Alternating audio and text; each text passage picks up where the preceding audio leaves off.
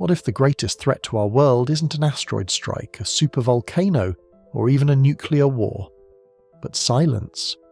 Not the silence of space, but the silence of institutions that know more than they tell. Above us, a green-glowing visitor called 3I Atlas moves closer, carrying mysteries no one seems willing to explain. Below us, Earth itself stirs. Magnetic surges, clustered tremors, systems that flicker at the edges of failure. Coincidence or resonance? This is not just a comet story. It's a story about fragility, of our grids, our networks, and our trust. Stay with me, because by the end, you'll see why this moment matters more than most realize. And before we begin, tell me where you're commenting from. I want to know how far this message reaches and how people around the world are watching the same sky. In recent months, the Earth has begun to move in strange ways. Quakes are clustering where fault lines were thought to be quiet. Vibrations rise from depths far below the crust, striking without warning. Cities built far from seismic zones feel the ground tremble underfoot. Lights dance across the night sky in places that have never known auroras. It feels as if something unseen is pressing on the planet from above, pulling at structures that have held steady for centuries. The official explanations are cautious. Stress redistribution, hidden magma flows, statistical quirks. May be true, yet the timing is hard to ignore.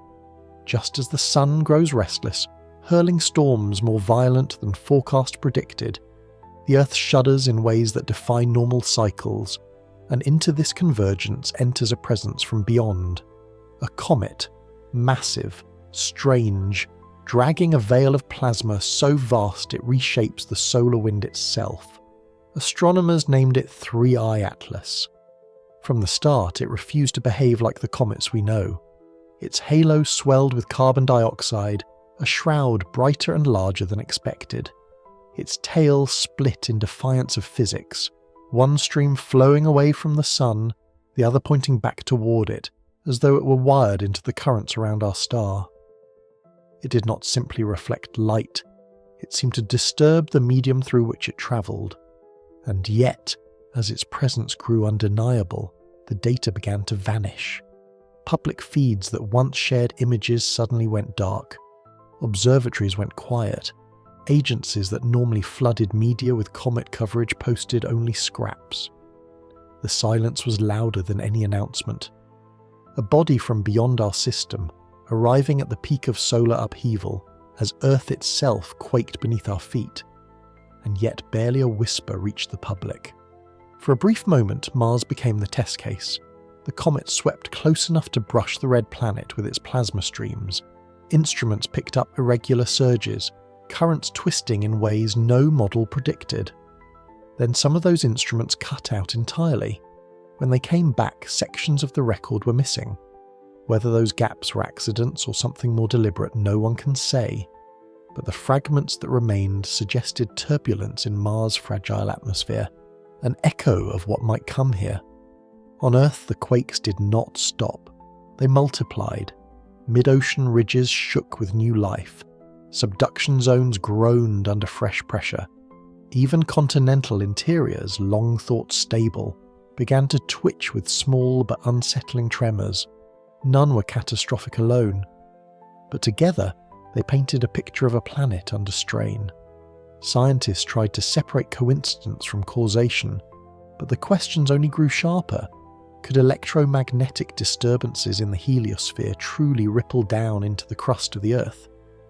Could the arrival of a visitor like 3I Atlas act as the trigger that releases centuries of buried stress? Ancient records would not have hesitated. Across cultures, comets were seen as omens of upheaval, their arrival linked to quakes, floods, and collapse. To us, those myths seem primitive. Yet what if they were simply observations, repeated over generations, preserved in story because the pattern was undeniable? A visitor in the sky, and the ground begins to break. We dismiss those connections at our peril, for space is not empty, and comets are not passive. They carry mass, velocity, energy. They move through a web of invisible lines, magnetic fields and plasma currents that stretch across millions of kilometers.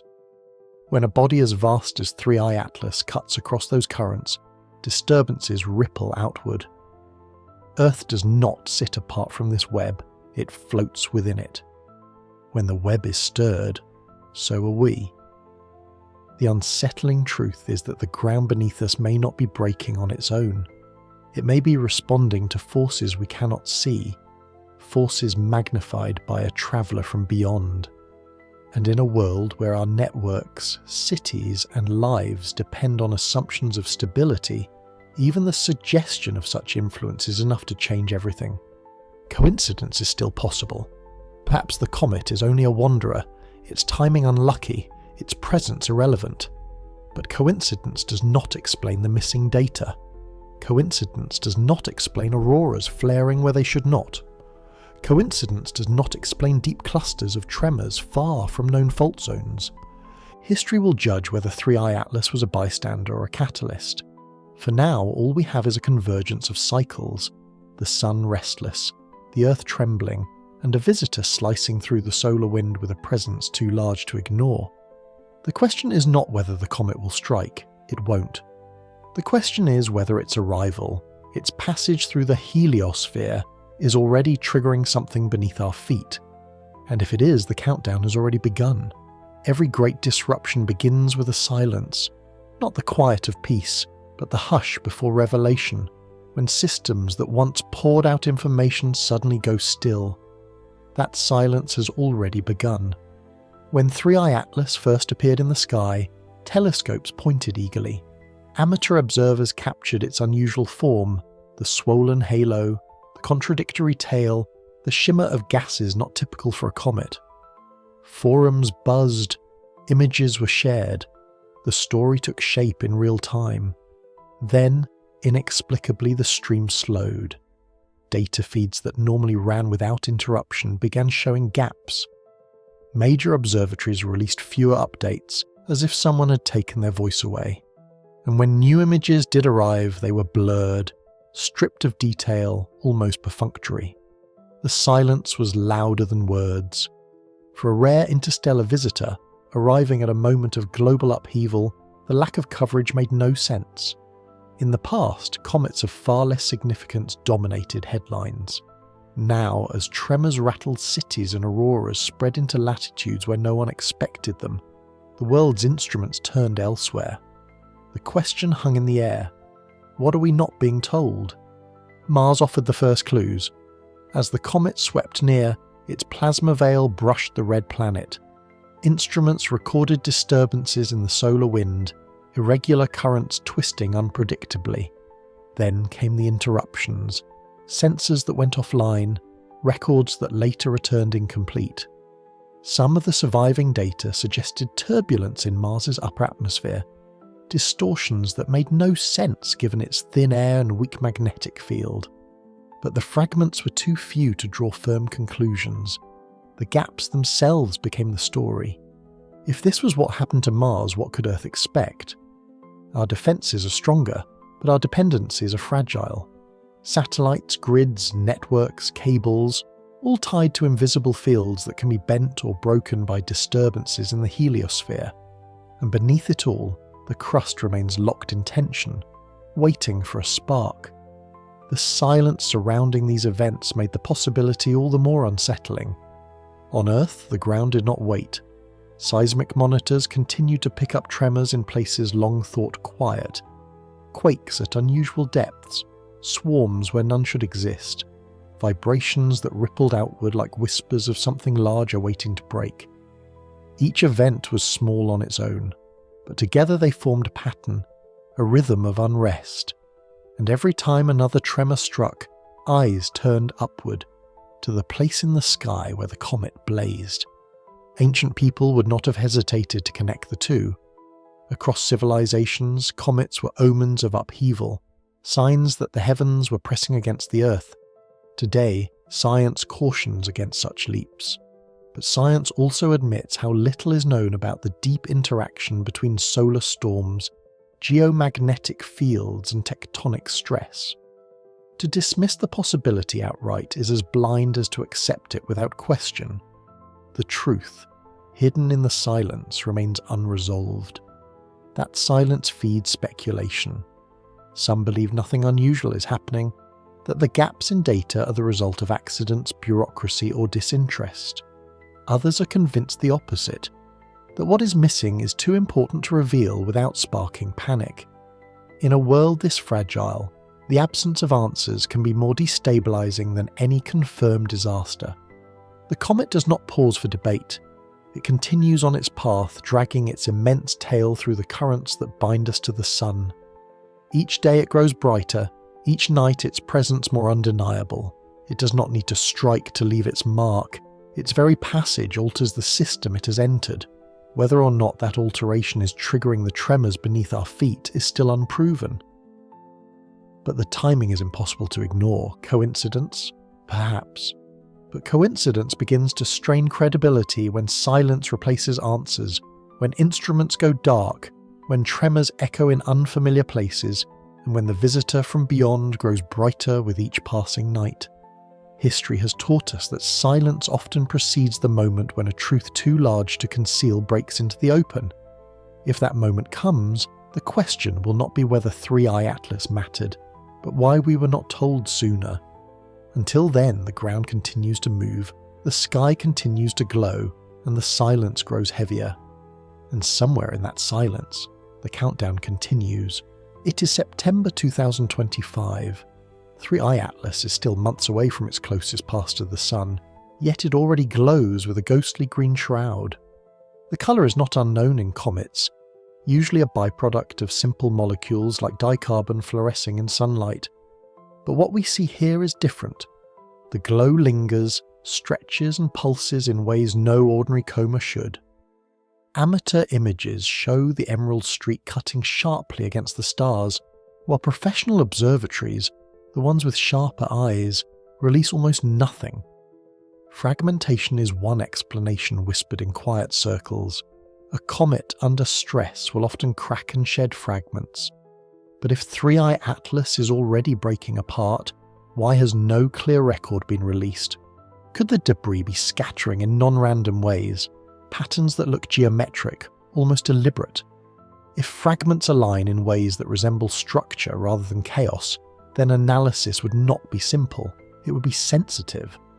The spectroscopic silence is even harder to explain. On August 6th, the James Webb Space Telescope trained its gaze on the comet, and then nothing. No announcements, no detailed findings, no confirmation of what the comet's strange carbon dioxide envelope should reveal. This in itself is unusual. The chemistry of a cometary coma is straightforward to report. Spectral lines either match known substances or they don't. But what if they don't? What if the ratios recorded do not fit the familiar fingerprint of solar system matter? That would mean 3I Atlas was born in conditions foreign to our Sun, alien in the truest sense of the word. And then there is the green itself. To say it comes only from dicarbon or cyanide excitation is safe, but it may also be incomplete. What if the coloration is concealing something deeper, a mix of molecules and isotopes that resist simple categorization? What if the glow is more signal than accident, an indicator of processes we have not yet seen in any other visitor? NASA's quiet handling of this object could be nothing, or it could be everything. A comet that breaks into fragments arranged in unnatural ways, a chemical signature that does not fit, a green veil that pulses in sync with solar storms. None of this proves more than strangeness, but strangeness has always been the first step toward revelation. And while the agencies hold their silence, Earth itself continues to respond. Quakes stir where they shouldn't. Auroras creep further south. Anxieties rise in the absence of answers. The longer the trail glows without explanation, the sharper the questions become. Is 3I Atlas simply a comet behaving oddly, or is it something more?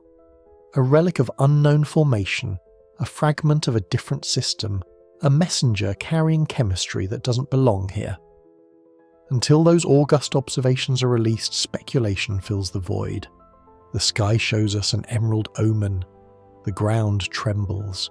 And in the silence between those two truths, doubt grows stronger than certainty. On September 18th, 2025, a powerful earthquake struck off the coast of Russia's Kamchatka Peninsula. Magnitude 7.8, depth about 19.5 kilometers, centered roughly 127 kilometers east of Petropavlovsk-Kamchatsky. It was not in itself unprecedented for a seismically active zone, but its timing landed directly within the window when 3i Atlas's green trail was brightening and data from space agencies was vanishing. That quake reminds us that the Earth does shake, forcefully, in places we expect. But what if some tremors are unremarked not because they didn't occur, but because they prefer to happen where they won't draw attention? In the shadow of the comet's mysterious glow, every tremor becomes a possible signal, every aftershock a fragment of a hush. That 7.8 event followed a magnitude 8.8 quake in July in the same region, interpreted as part of the same subduction dynamics. But here's the twist. The world's eyes were elsewhere. As 3i Atlas painted the sky with its emerald ribbon, observatories and agencies showed restraint.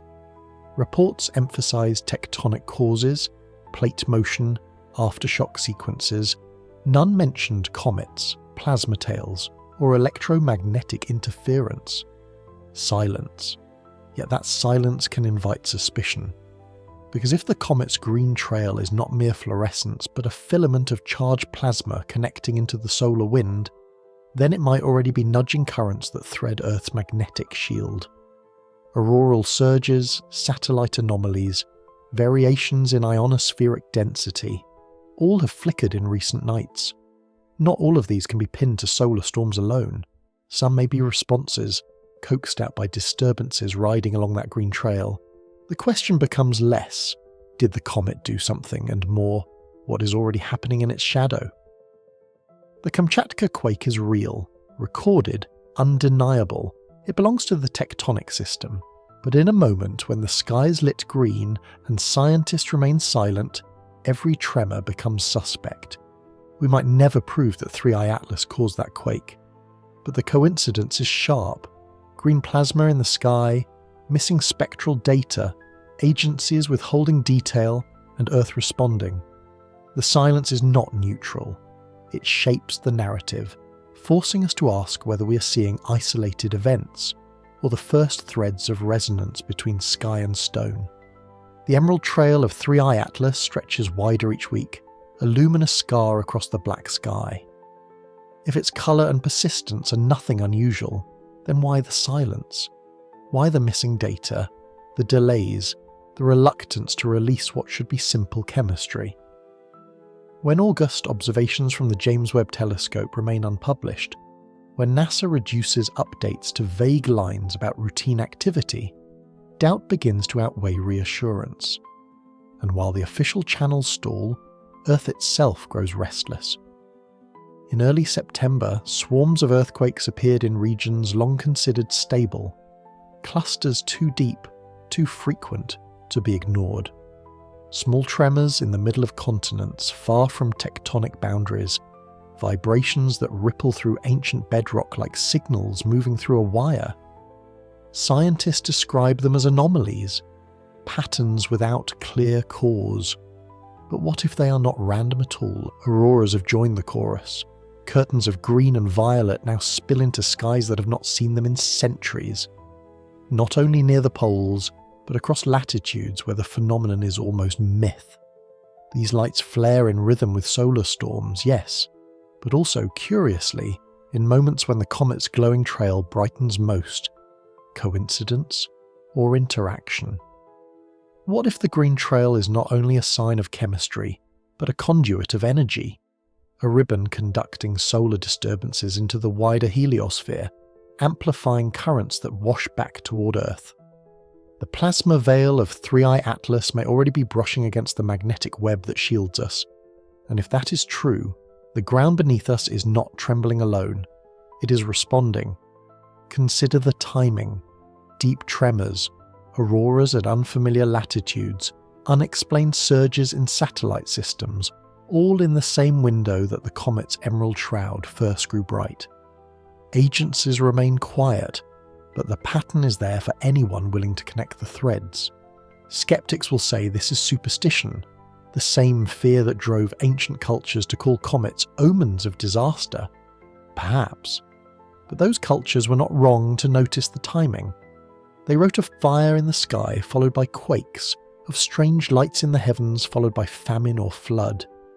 They may not have understood the physics, but they understood the pattern. A visitor arrives, the Earth responds. The silence today is different, but no less telling. In an age where information flows instantly, silence itself becomes evidence. Either the agencies cannot explain what is happening, or they choose not to. Both possibilities are unsettling.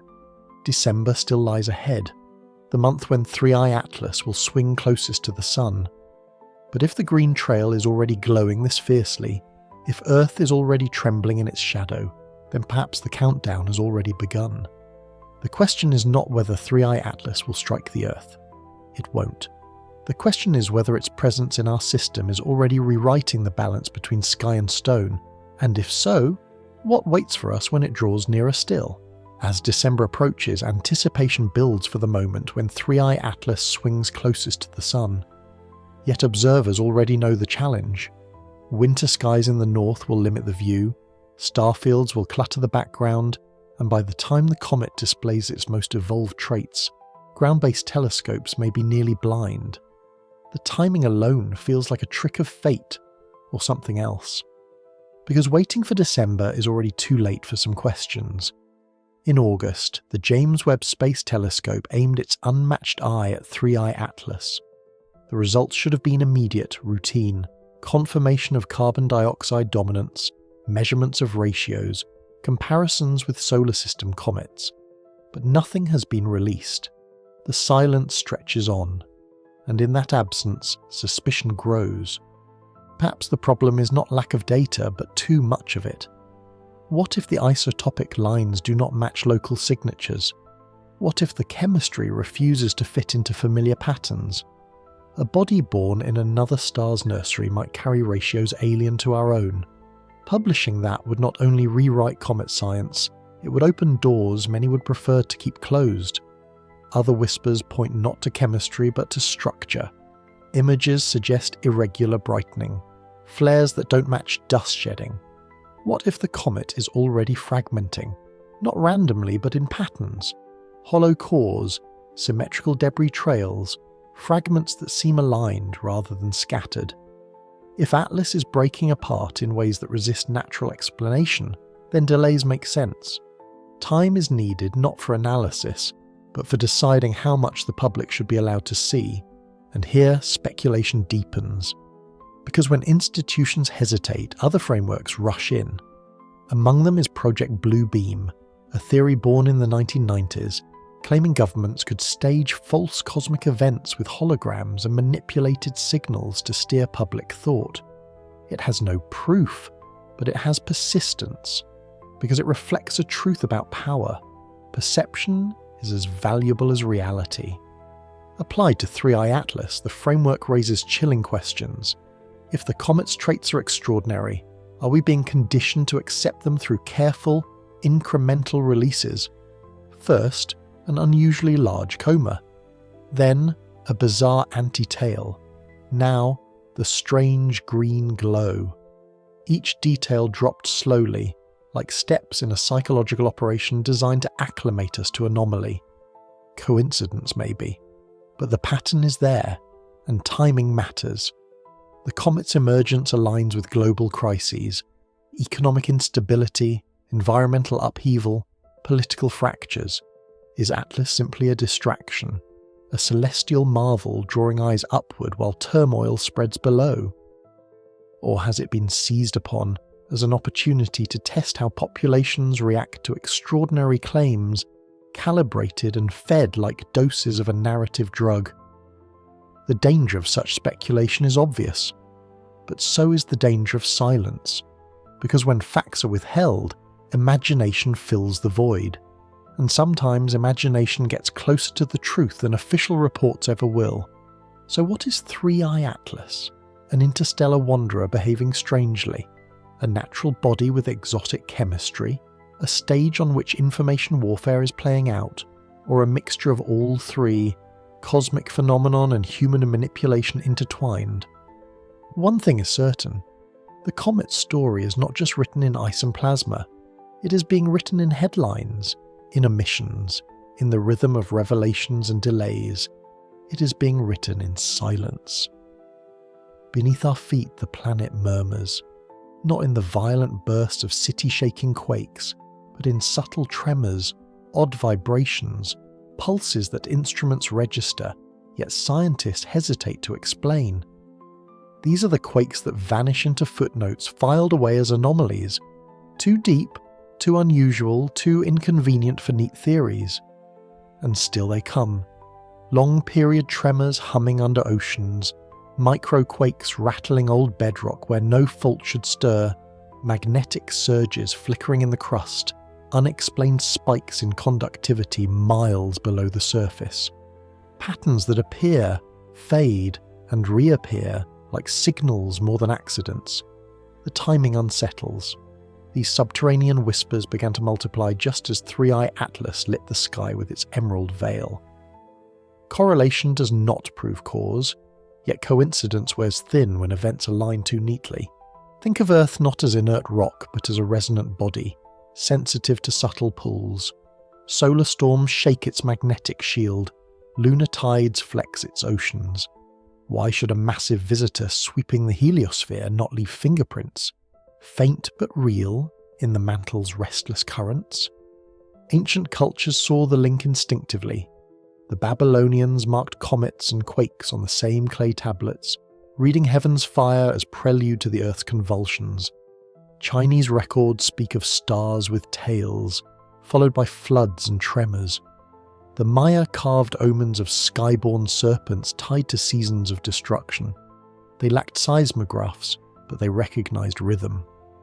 Today, our science prides itself on separation.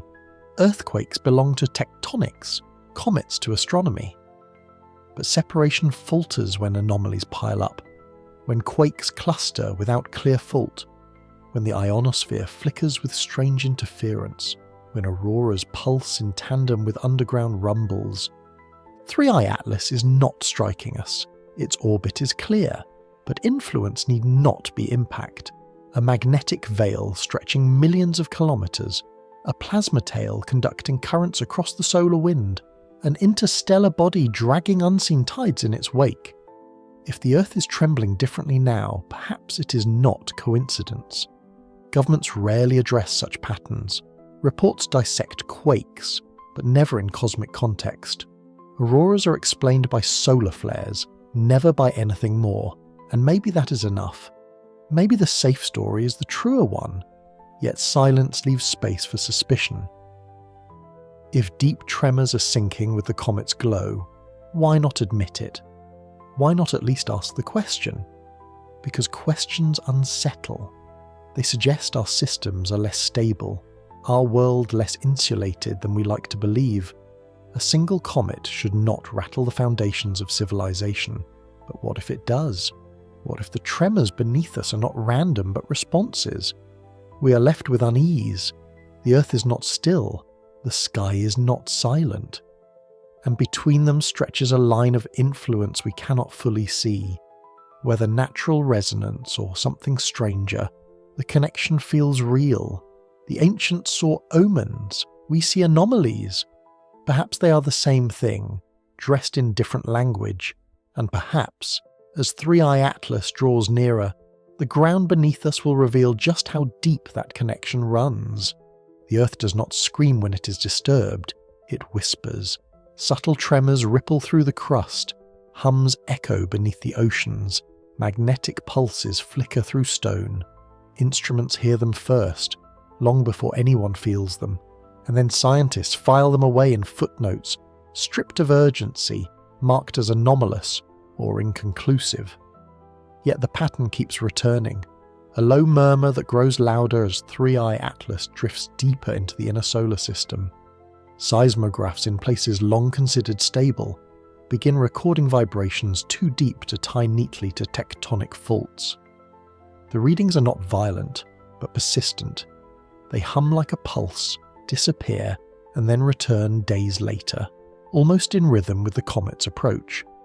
Some tremors emerge beneath oceans, where crust is thinner, magnifying the suspicion that Earth is being flexed by something external.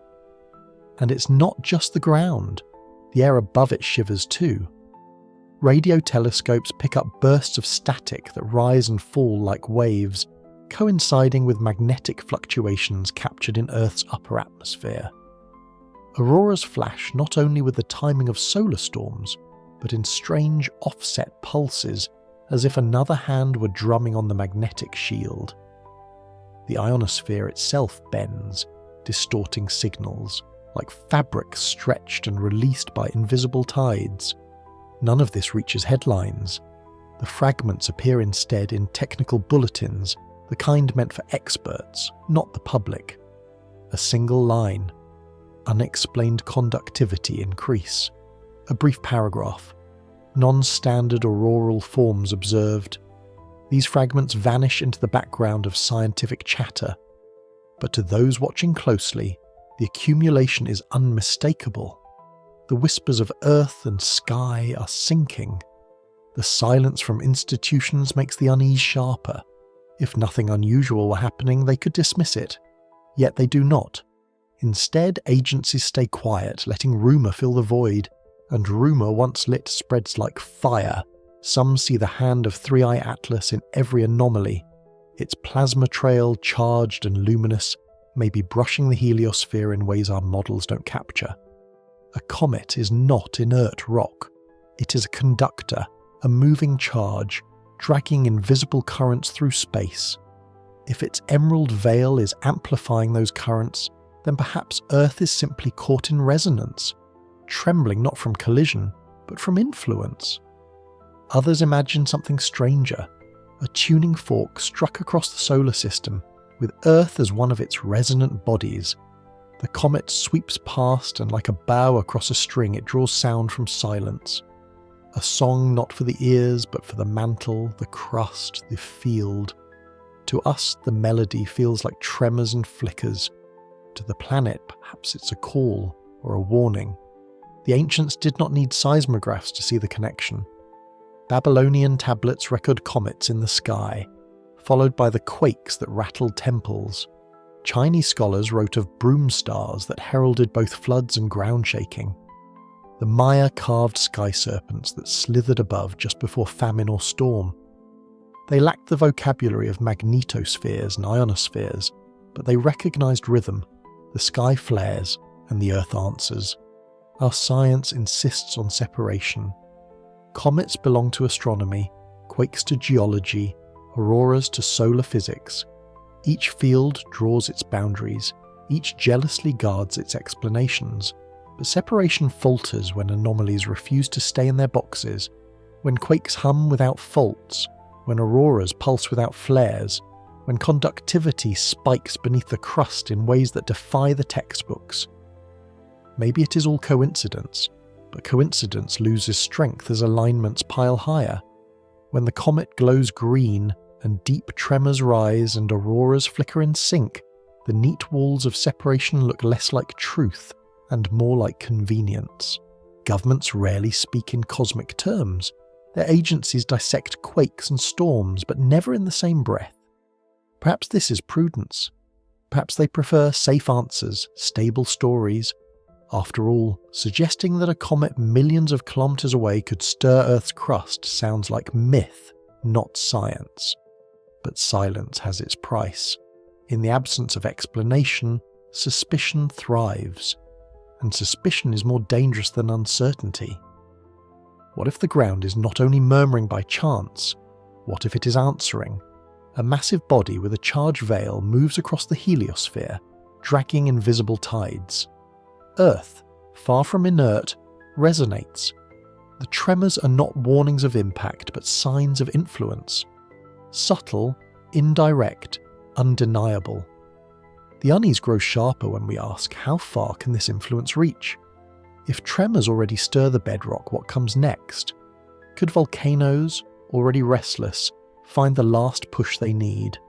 Could faults, long locked, slip under the added strain? Could the atmosphere itself, charged by resonance, deliver storms more violent than models predict? Influence does not need to be impact.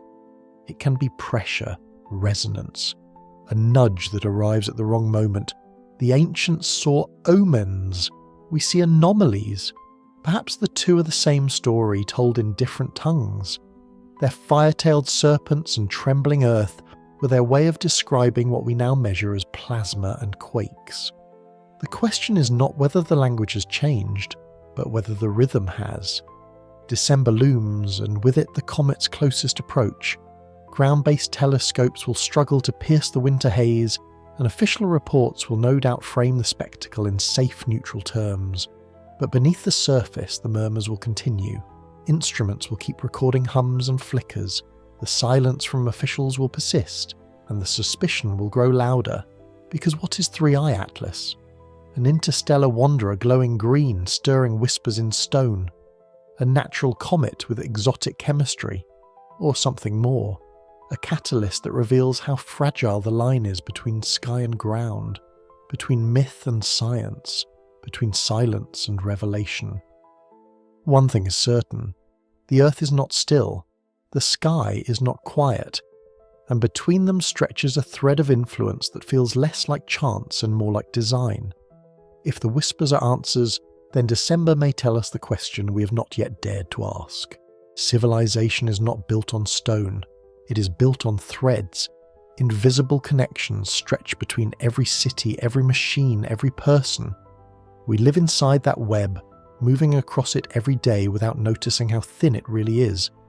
From the streetlight above you to the signal in your phone, from the grain in your breakfast to the medicine in your blood, everything depends on networks that never stop moving. They look strong because they are vast, but vastness does not mean strength. Vastness means vulnerability, stretched across every point at once. Power is the first thread. We flick a switch and expect light, warmth, life. Behind that switch lies a labyrinth of grids, substations, transformers, all humming in synchrony. But those grids are fragile giants. Transformers are custom-built, irreplaceable in short time. A surge that fries them cannot be fixed in weeks. It takes months, sometimes years. Blackouts are not just darkness. They are hospitals gasping for backup power, water pumps silenced, food storage failing, one thread cut and the web trembles. Communications form the second thread. Satellites orbit above like lanterns, guiding planes, steering ships, synchronizing markets.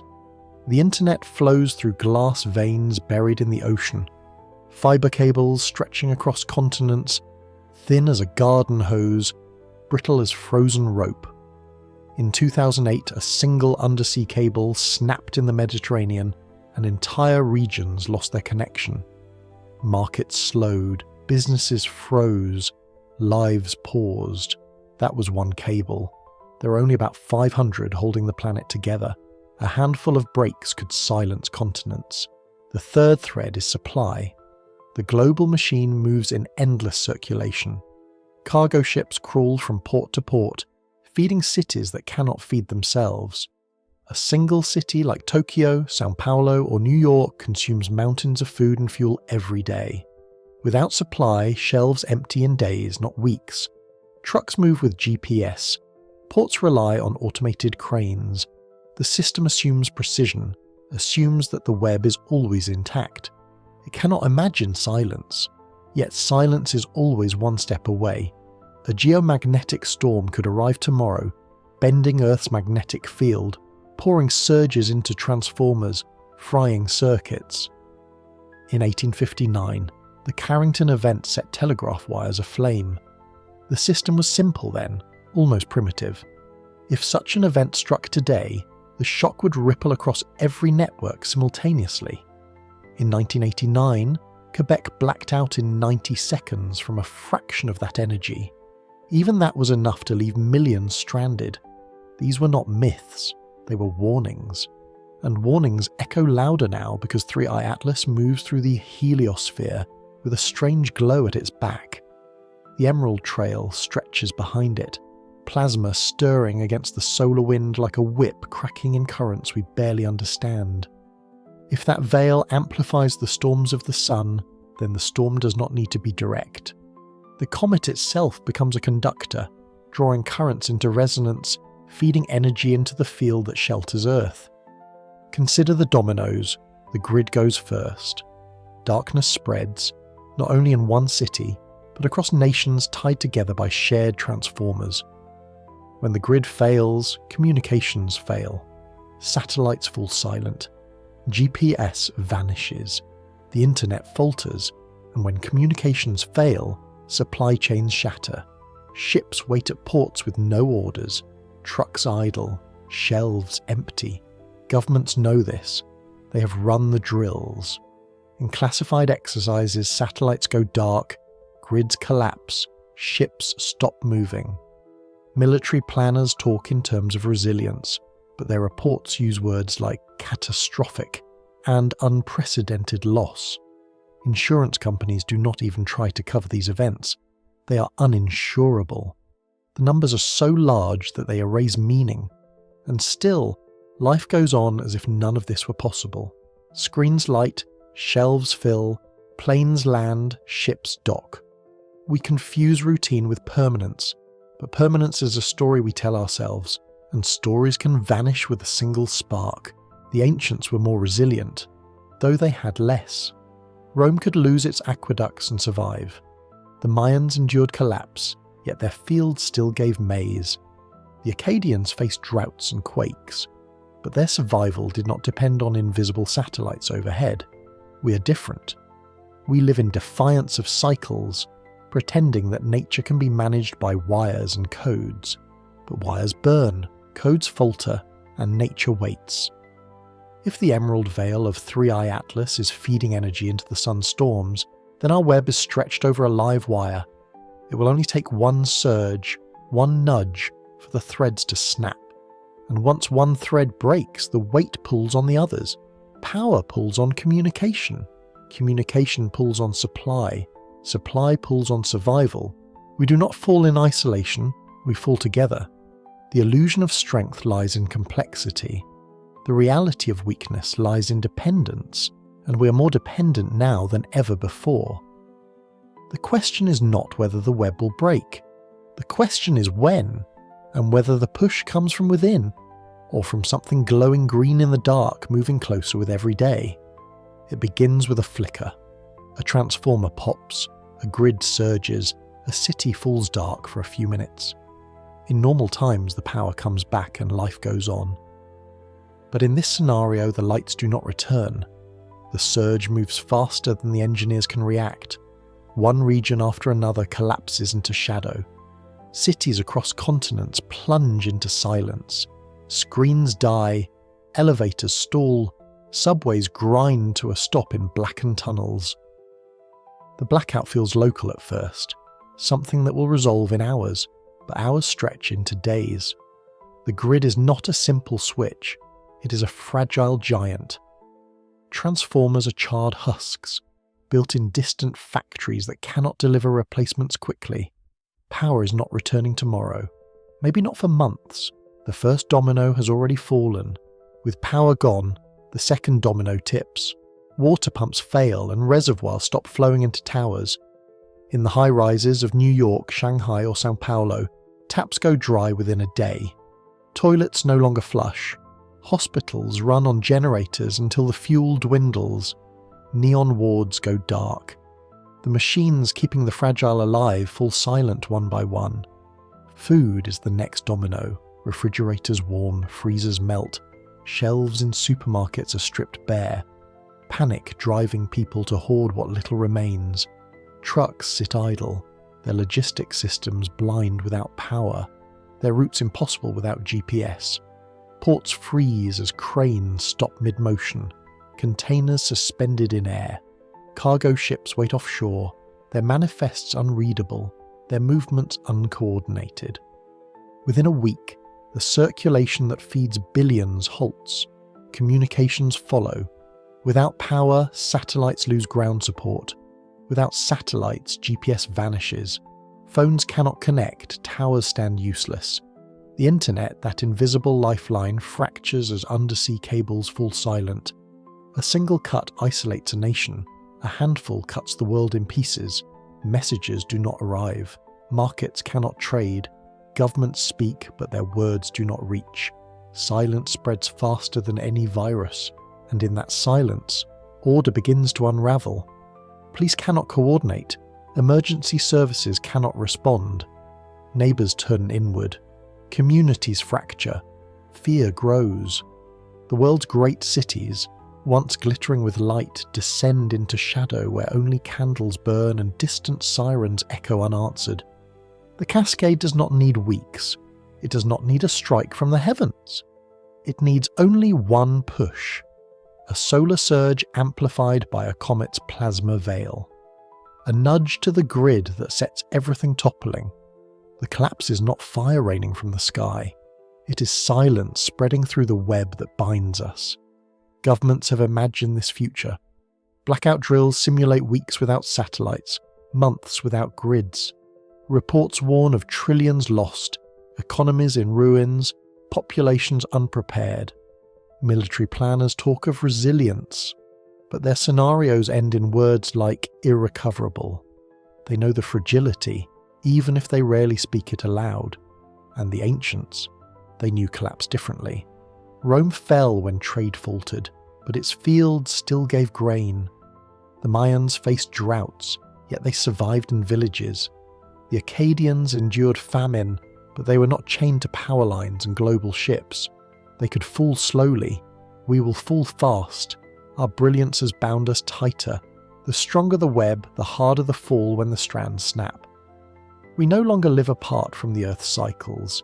We live in defiance of them, balanced on systems that must never fail. But failure is inevitable, and if the cosmos nudges us, inevitability may arrive all at once. So imagine the final days of the cascade.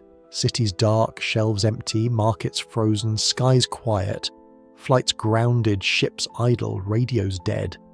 A silence heavier than war. A silence where people turn upward to the green light of a comet and wonder if it was always just ice and dust, or if it was something more, a messenger, a warning, a trigger for the reset. The cascade is not prophecy. It is possibility. And possibility grows sharper as 3i Atlas draws nearer. The emerald veil glows brighter. The currents in the heliosphere stir. The dominoes stand waiting. The first has already begun to tilt. Disaster planning is never done in the open.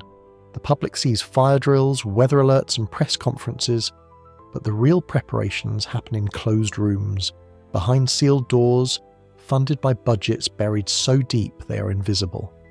For decades, governments and militaries have war game scenarios that most citizens never imagine. They model not just floods and hurricanes, but the collapse of satellites, the loss of entire power grids, and the silence of a planet cut off from its own systems. To admit these preparations openly would spark panic. To conceal them is to maintain control. Yet the preparations are real, and they reveal a truth few will acknowledge. Those in power know that our world is more fragile than we are ever told. Insurance companies have quietly run similar calculations. Their numbers do not appear on nightly news, but in industry reports that never reach the average citizen. There, the tone is blunt.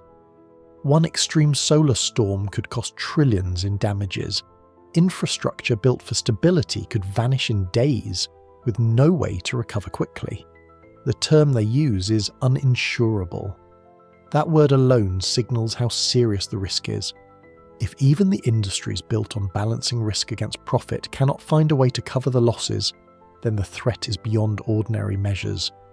And when we think of 3i Atlas approaching, amplifying currents, bending magnetic fields, the possibility becomes sharper. Military planners treat these possibilities not as abstract thought experiments, but as likely eventualities. There are exercises where satellites blink off one by one, simulations where global communications vanish, drills where grid collapses are permanent, not temporary. In these exercises, armies must move without satellites, governments must rule without networks, supplies must flow without the invisible threads of communication. These are not stories of fiction. They are the rehearsals for futures that are never discussed publicly. If the silence of space suddenly becomes real, only those rehearsals will matter. Even within scientific institutions, caution has shifted toward contingency. Research teams tasked with monitoring solar storms know what is possible. Reports written years ago describe what would happen if a flare struck with the force of the Carrington event of 1859 in today's electrified world. The conclusions are chilling. The networks that sustain daily life would not just falter, they would collapse. The difference now is that we are not only waiting for the sun to surprise us, we are waiting with 3i Atlas in the mix, a body from beyond our system carrying mysteries we still cannot explain. And the silence of official channels about its green trail, its unexplained spectra, its irregular behaviour, that silence is as much preparation as any simulation. To say nothing is to manage expectations, because preparation is not only physical, it is psychological. If the public is given all the information at once, anomalies, fragments, unexplained trails, panic grows. If information is rationed, carefully managed, introduced step by step, the shock dulls. This is not speculation, it is how information warfare operates. Control the narrative, control the reaction. And in that light, every delay, every gap, every cautious phrasing about 3i Atlas begins to look deliberate. Perhaps the silence itself is the preparation. It is no coincidence that bunkers have been refurbished in recent decades, nor that continuity of government facilities have quietly expanded. Underground complexes capable of surviving long blackouts or communications failures are not relics of the Cold War. They are insurance policies for elites who expect systems to fail. Food supplies, backup generators, deep shelters, all stockpiled in case the sky delivers a disruption that cannot be reversed quickly. The public is not invited into these preparations. For the majority, the assumption remains that the lights will always come back on. But for those behind closed doors, the assumption is the opposite. They plan as if they will not. Consider how secrecy shapes these preparations. The public is never told the scale of the risk, because the public cannot be evacuated into bunkers or given endless supplies. The truth would expose inequality too clearly. Instead, governments speak in vague terms about resilience, while in private they practice collapse. This duality creates a shadow world of planning, invisible until the moment it becomes necessary. When 3i Atlas draws closer and the risks mount, this shadow world may be the only one that remains intact. The silence about the comet itself becomes part of the pattern. We're not told why its green trail glows so strongly. We're not told what Webb saw in August. We're not told why its behaviour diverges from predictions. And maybe we never will be, because to tell us would be to admit how little control exists and how thin the veil of stability truly is. If 3i Atlas is ordinary, nothing changes. If it is not, silence buys time. Time for leaders to prepare, time for institutions to adapt, time for those in power to secure their positions before the rest of the world realises what is at stake. There is precedent for this. History is filled with moments when information was withheld to prevent panic, incoming storms concealed until evacuation was impossible, disasters minimised until their effects were undeniable, pandemics described as temporary until their spread was too great to ignore. The logic is always the same. Control the narrative to control the population. If the comet is merely another visitor, the silence will fade with it. But if it is not, the silence will harden into secrecy, and secrecy into survival. The unsettling truth is that we may already be inside the preparation phase. When reports speak of uninsurable risks, when agencies fall silent, when governments conduct drills that simulate the end of connectivity, these are not coincidences. They are signs. Signs that those who hold power expect disruption, and that their concern is not prevention, but endurance. They do not plan to stop collapse. They plan to outlast it. And so the world continues on the surface as though nothing is wrong. Lights shine, networks hum, shelves remain full. But beneath that surface lies a second world, one that is rehearsing for silence. Bunkers filled, scenarios tested, reports sealed. This hidden preparation is the clearest signal of all. The future we are walking toward may not resemble the present we take for granted. 3i Atlas is not only a comet in the sky, it is a mirror showing us how fragile our systems are, and how little trust those in power place in them. The question left for us is simple. If they are preparing, why aren't we? And perhaps the answer is even simpler. Because we were never meant to. Silence has its own gravity. The less is said, the more meaning it carries. When 3i Atlas first appeared, the news trickled out in fragments. An unusual brightness, an expanding coma, a strange tale moving against expectations. Each revelation arrived like a step on a staircase, measured, deliberate, never overwhelming the public with too much at once. This is how narratives are managed. Not all at once, but drop by drop until people barely notice how far they've climbed. Some call it caution, others call it conditioning. If every anomaly were announced the moment it was observed, disbelief and panic might follow. But if those anomalies are released slowly in increments, the mind adapts. What was once unthinkable becomes tolerable. This pattern is familiar in the world of information warfare. Present a shock all at once and resistance forms. Present it gradually and resistance dissolves into acceptance. Project Bluebeam is often dismissed as conspiracy, a theory too wild to entertain. Yet its power lies not in proof, but in the questions it raises. Could governments stage illusions in the sky? Could media shape a cosmic narrative so thoroughly that the line between real and manufactured disappears? Skeptics laugh, but the theory persists because it reflects a deeper truth. Control does not always require technology. Sometimes it only requires timing. Applied to 3i Atlas, the theory becomes a lens, not a prophecy. Look at the rhythm of disclosures. Extraordinary claims offered sparingly, spaced out, always just enough to intrigue, never enough to overwhelm. This rhythm mirrors the very conditioning patterns that Bluebeam describes. First, a hint, then a reveal, then a pause. Each stage expands what the public is prepared to believe. The comet becomes not only an object in the sky, but a psychological experiment unfolding in real time. Consider the context. Atlas appeared during a period of global unease, economic strain, environmental extremes, political fractures. At such moments, narratives matter more than facts. A glowing visitor from beyond our system is more than science. It is story. And stories shape attention. While eyes turn upward, the turmoil of the earth below can blur, its urgency diluted by awe and fear. Whether by design or coincidence, the comet arrives as a distraction.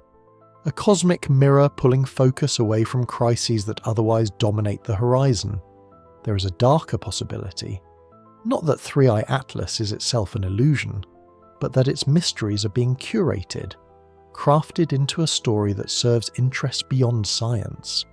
Every delay in data, every unexplained silence, every carefully worded update feeds suspicion. Is the truth being hidden, or is the truth being staged? Both questions lead to the same conclusion. What we're told is not the whole of what is known. In this way, the comet becomes more than a celestial body. It becomes a stage. On that stage, governments rehearse how to manage the unmanageable, how to feed anomaly to a public without sparking chaos, how to drip feed the extraordinary until it feels ordinary. Whether through deliberate strategy or the natural caution of institutions, the effect is the same. 3i Atlas is shaping not just science, but psychology. The danger is not only what the comet is, but what the narrative around it reveals. If extraordinary claims are introduced slowly enough, what limits remain on what the public will accept? If silence and delay create more impact than data itself, then information becomes the most powerful weapon of all. Perhaps this is why Project Bluebeam refuses to fade. It doesn't matter if holograms are possible. It doesn't matter if the technology exists. What matters is the realization that reality can be curated, that anomalies can be staged not in the sky, but in the story told about them. And in this sense, 3i Atlas is the perfect stage. Real, extraordinary, and wrapped in enough silence to let imaginations run wild. As December draws closer, the question is no longer whether 3i Atlas will surprise us, but how the story around it will be told. Every silence, every carefully timed disclosure, every unanswered question feeds a sense that the comet itself is less important than the narrative it inspires. And in that narrative, power is revealed not in telescopes or satellites, but in the ability to decide what the public sees and when. The real spectacle may not be in the sky at all. It may be in the choreography of information, unfolding one calculated step at a time. Every disruption begins as a trace.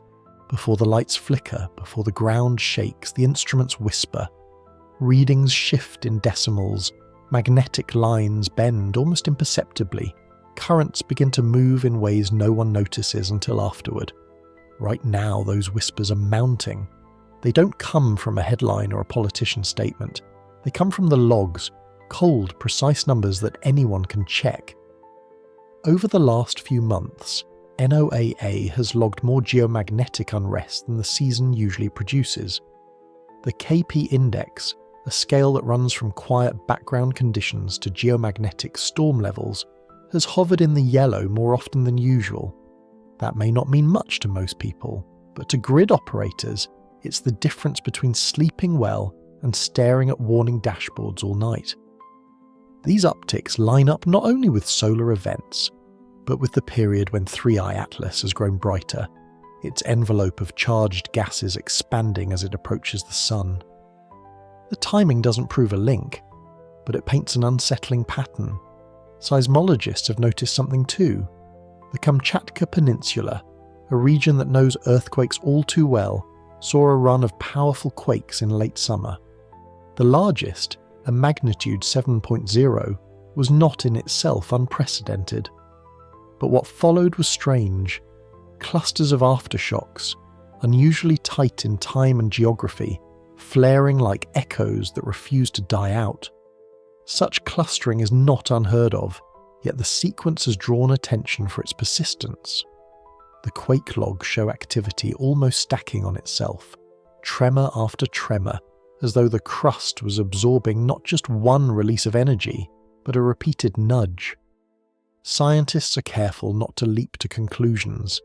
Tectonics has its own rhythms, and coincidence is always the easier explanation. But when you place the seismic record beside the geomagnetic record, the overlap is hard to ignore. Spikes in the sky, clusters in the ground, parallel pulses that may mean nothing or may mean resonance. Resonance is where speculation grows dangerous.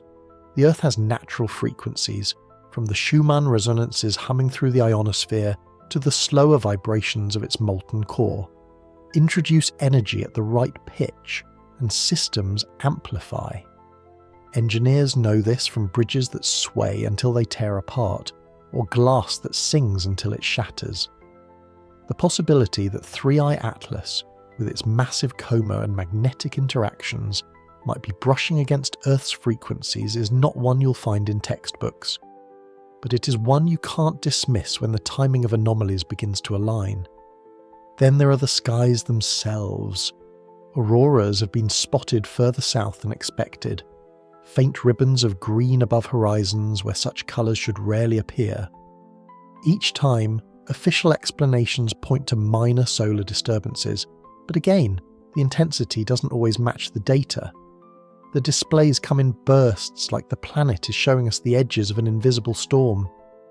To the untrained eye, they're beautiful. To those watching instruments, they're warnings.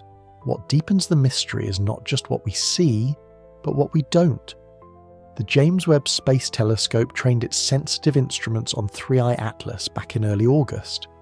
Normally, spectroscopic results, the chemical fingerprints of comets, are published quickly.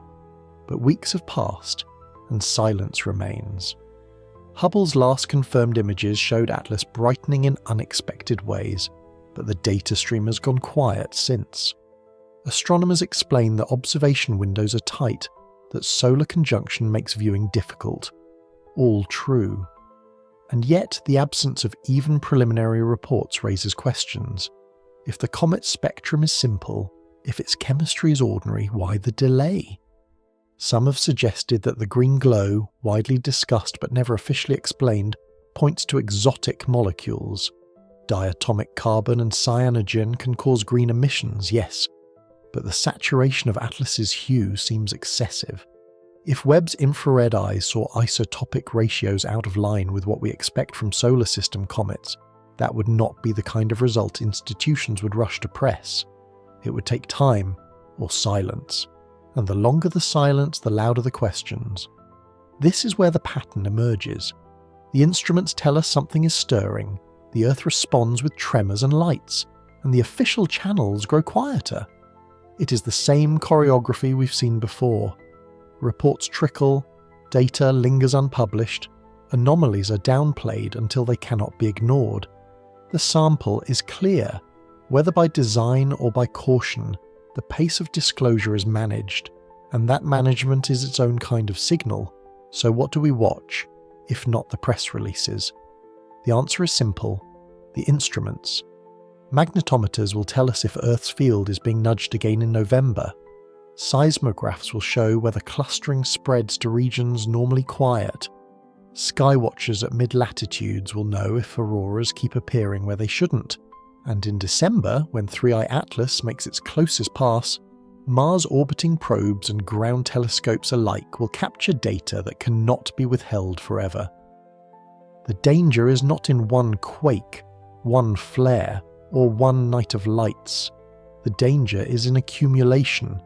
Each pulse adds stress to systems already stretched thin. Each delay and disclosure widens the gap between what is known and what is told. The comet does not need to strike to leave a mark. Influence can be subtle: a push on a field line, a resonance in the crust, a shift in the balance that only shows itself when it is too late to prepare.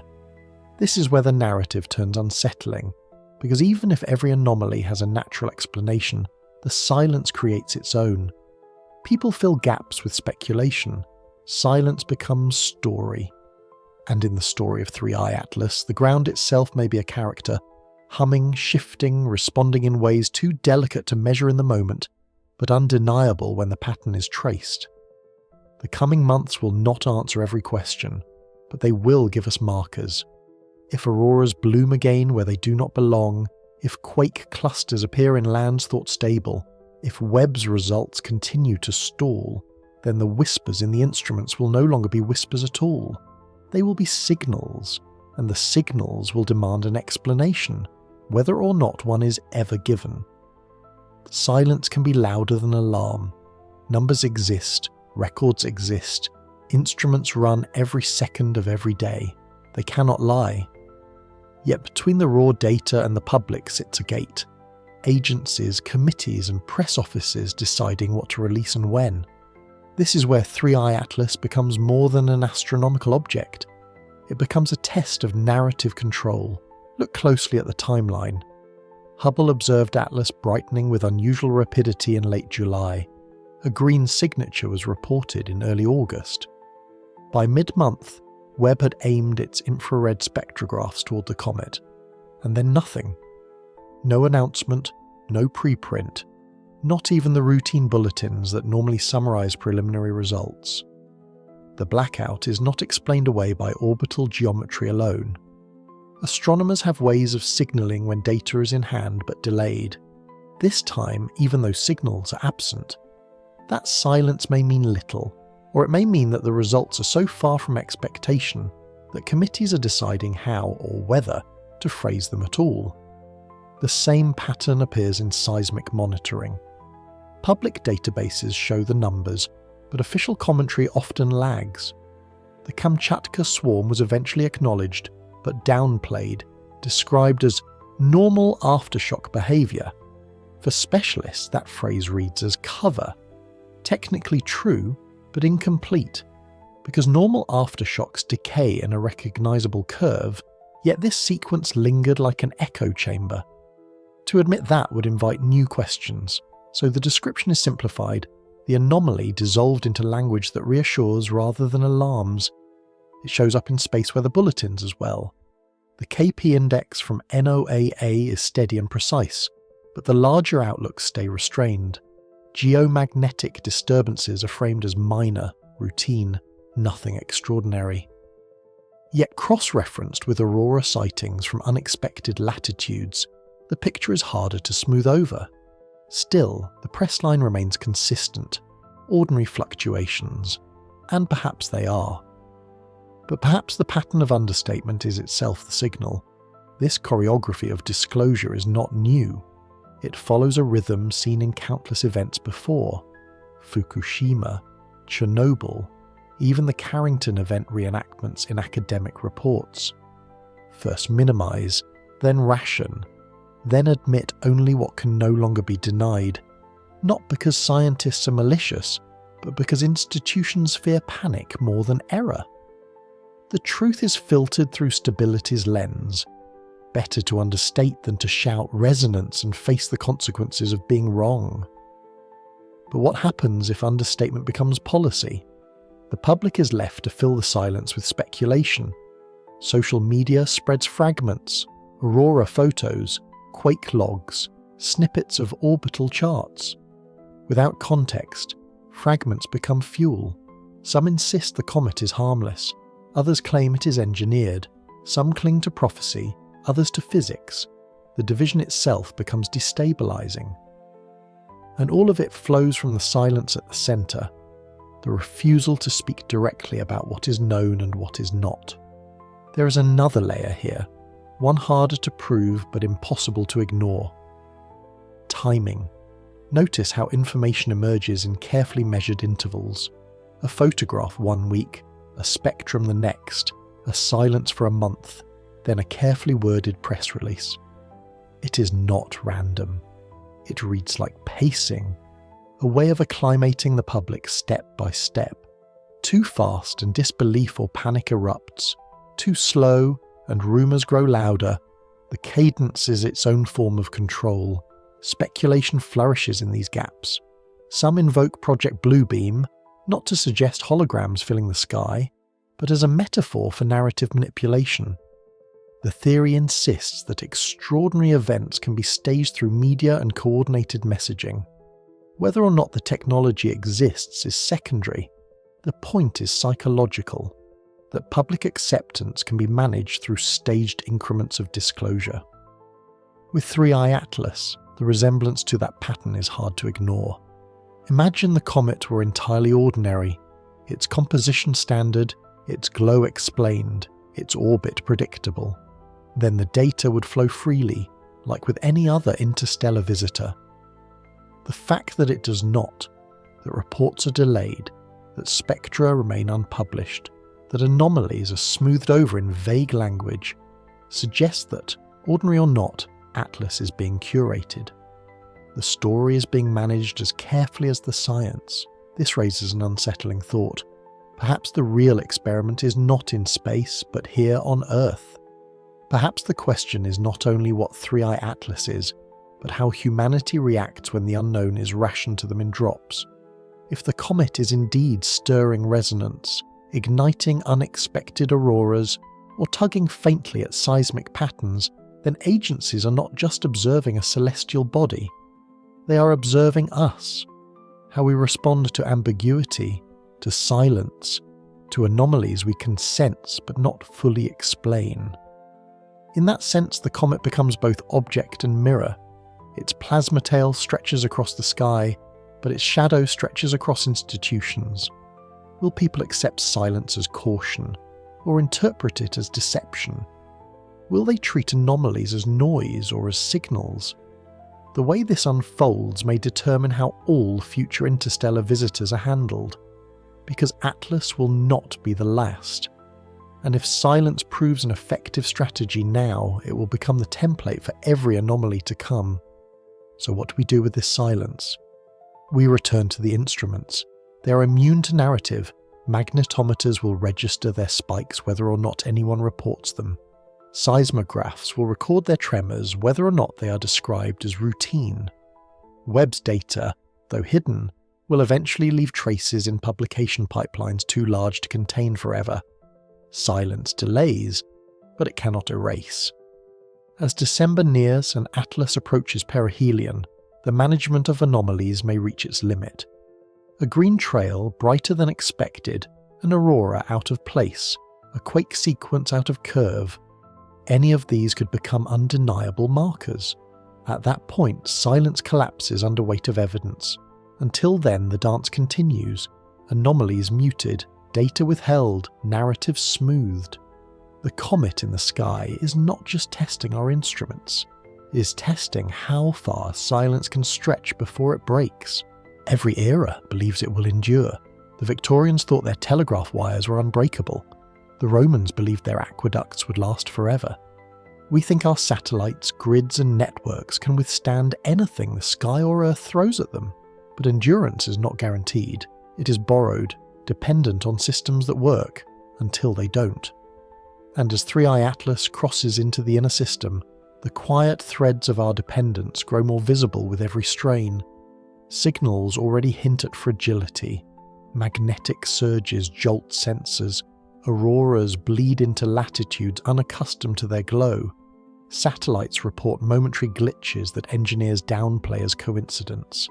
Quakes cluster in odd rhythms, tremors lining up like chords in a song we don't yet understand. Each incident alone could be dismissed. Together they feel like rehearsals for something larger. Not catastrophe in a single blow, but stress applied across multiple systems waiting for one to snap. The comet has become more than an object. It is a catalyst, drawing attention not just because of its green glow or its spectral puzzles, but because of how Earth itself appears to stir in its presence. Even the skeptics who insist Atlas is an ordinary visitor from deep space cannot dismiss the mounting sense of dissonance. For the public, the question is no longer whether anomalies are real, but what they mean. For institutions, the challenge is how long silence can hold back the tide of speculation. This is the essence of a countdown, not a clock ticking toward a single moment, but a narrowing of options. Each unexplained anomaly removes one layer of stability. Each withheld report deepens mistrust. Each glitch, each tremor, each unexplained delay strips away the illusion that we understand and control our environment. The reset, if it comes, will not be one event but the collapse of confidence itself. Consider what is most fragile, not the Earth. It has survived bombardments, ice ages, reversals of polarity. What is fragile is our infrastructure. Fiber optic cables strung across oceans, satellites orbiting in precise paths, vulnerable to the smallest interference, grids tuned so tightly that one overload in a northern transformer can ripple into darkness across an entire continent. The systems we rely on are efficient, but efficiency is the enemy of resilience. We built networks that work perfectly until they fail. Imagine a single storm amplified by resonance, pushing auroras into power lines already near capacity. Transformers overheat, substations trip, and recovery takes days instead of hours. During those days, communications stagger, supply chains pause, digital transactions freeze. Banks cannot clear payments, warehouses cannot move goods, cities wait on supplies that do not come. The system is too interconnected to isolate one failure. Collapse in one domain spreads to others like dominoes, not through malice, not through conspiracy, but through fragility. Now add silence. Official reports insist the grid is stable, that quakes are within norms, that the comet is behaving as predicted. People sense otherwise. They see auroras where none should be, they feel tremors in regions not known for them, they notice the absence of updates from telescopes they've been told are watching. Doubt fills the gap, and with doubt comes mistrust. In the modern world, mistrust is as dangerous as the failures themselves. Populations fracture. Some blame governments for hiding the truth.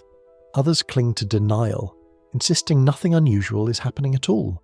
Between them, stability erodes. This dual erosion, physical systems under strain, social trust under collapse, is the true countdown. It is not measured in minutes but in margins. How close can the grid run to overload? How long can silence hold before people stop listening? How far can supply chains stretch before a missed shipment becomes a shortage? Each margin shrinks, and each time it does, the reset moves closer. What role does 3i Atlas play in this? Perhaps none.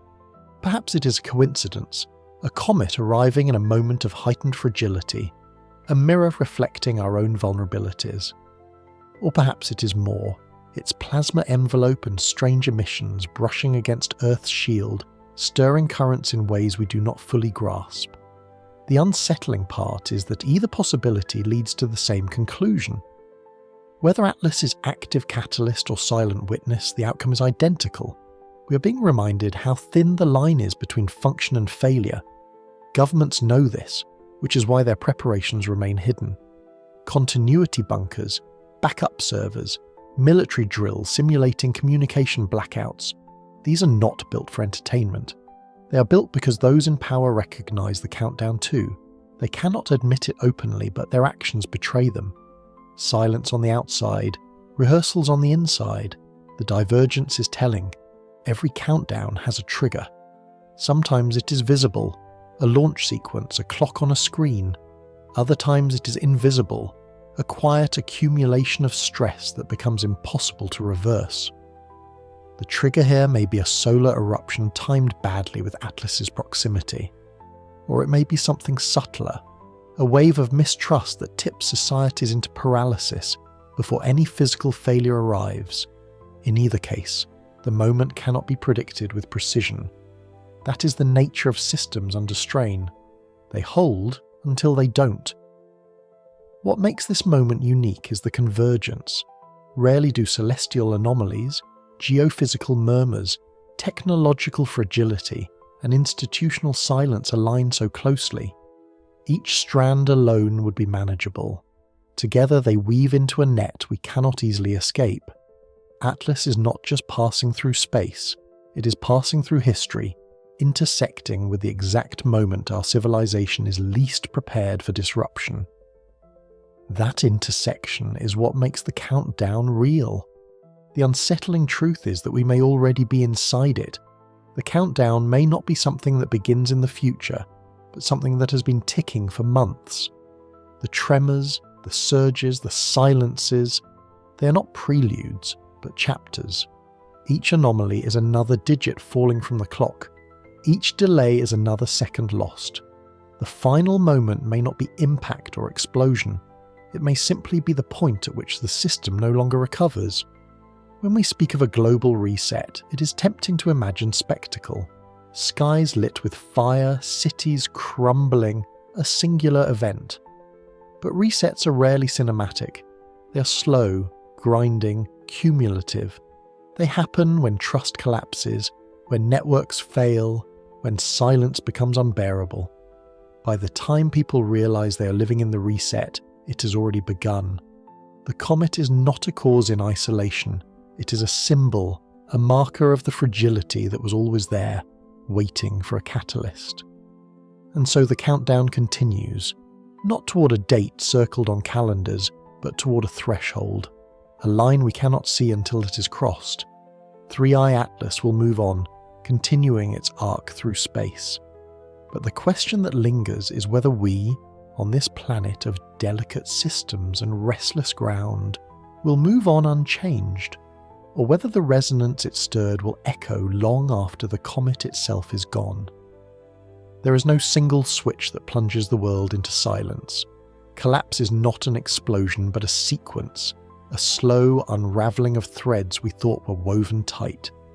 The countdown we spoke of is not marked by sirens or clocks, but by the quiet failures that accumulate until the system no longer works. This is what makes the idea of a global reset so unsettling.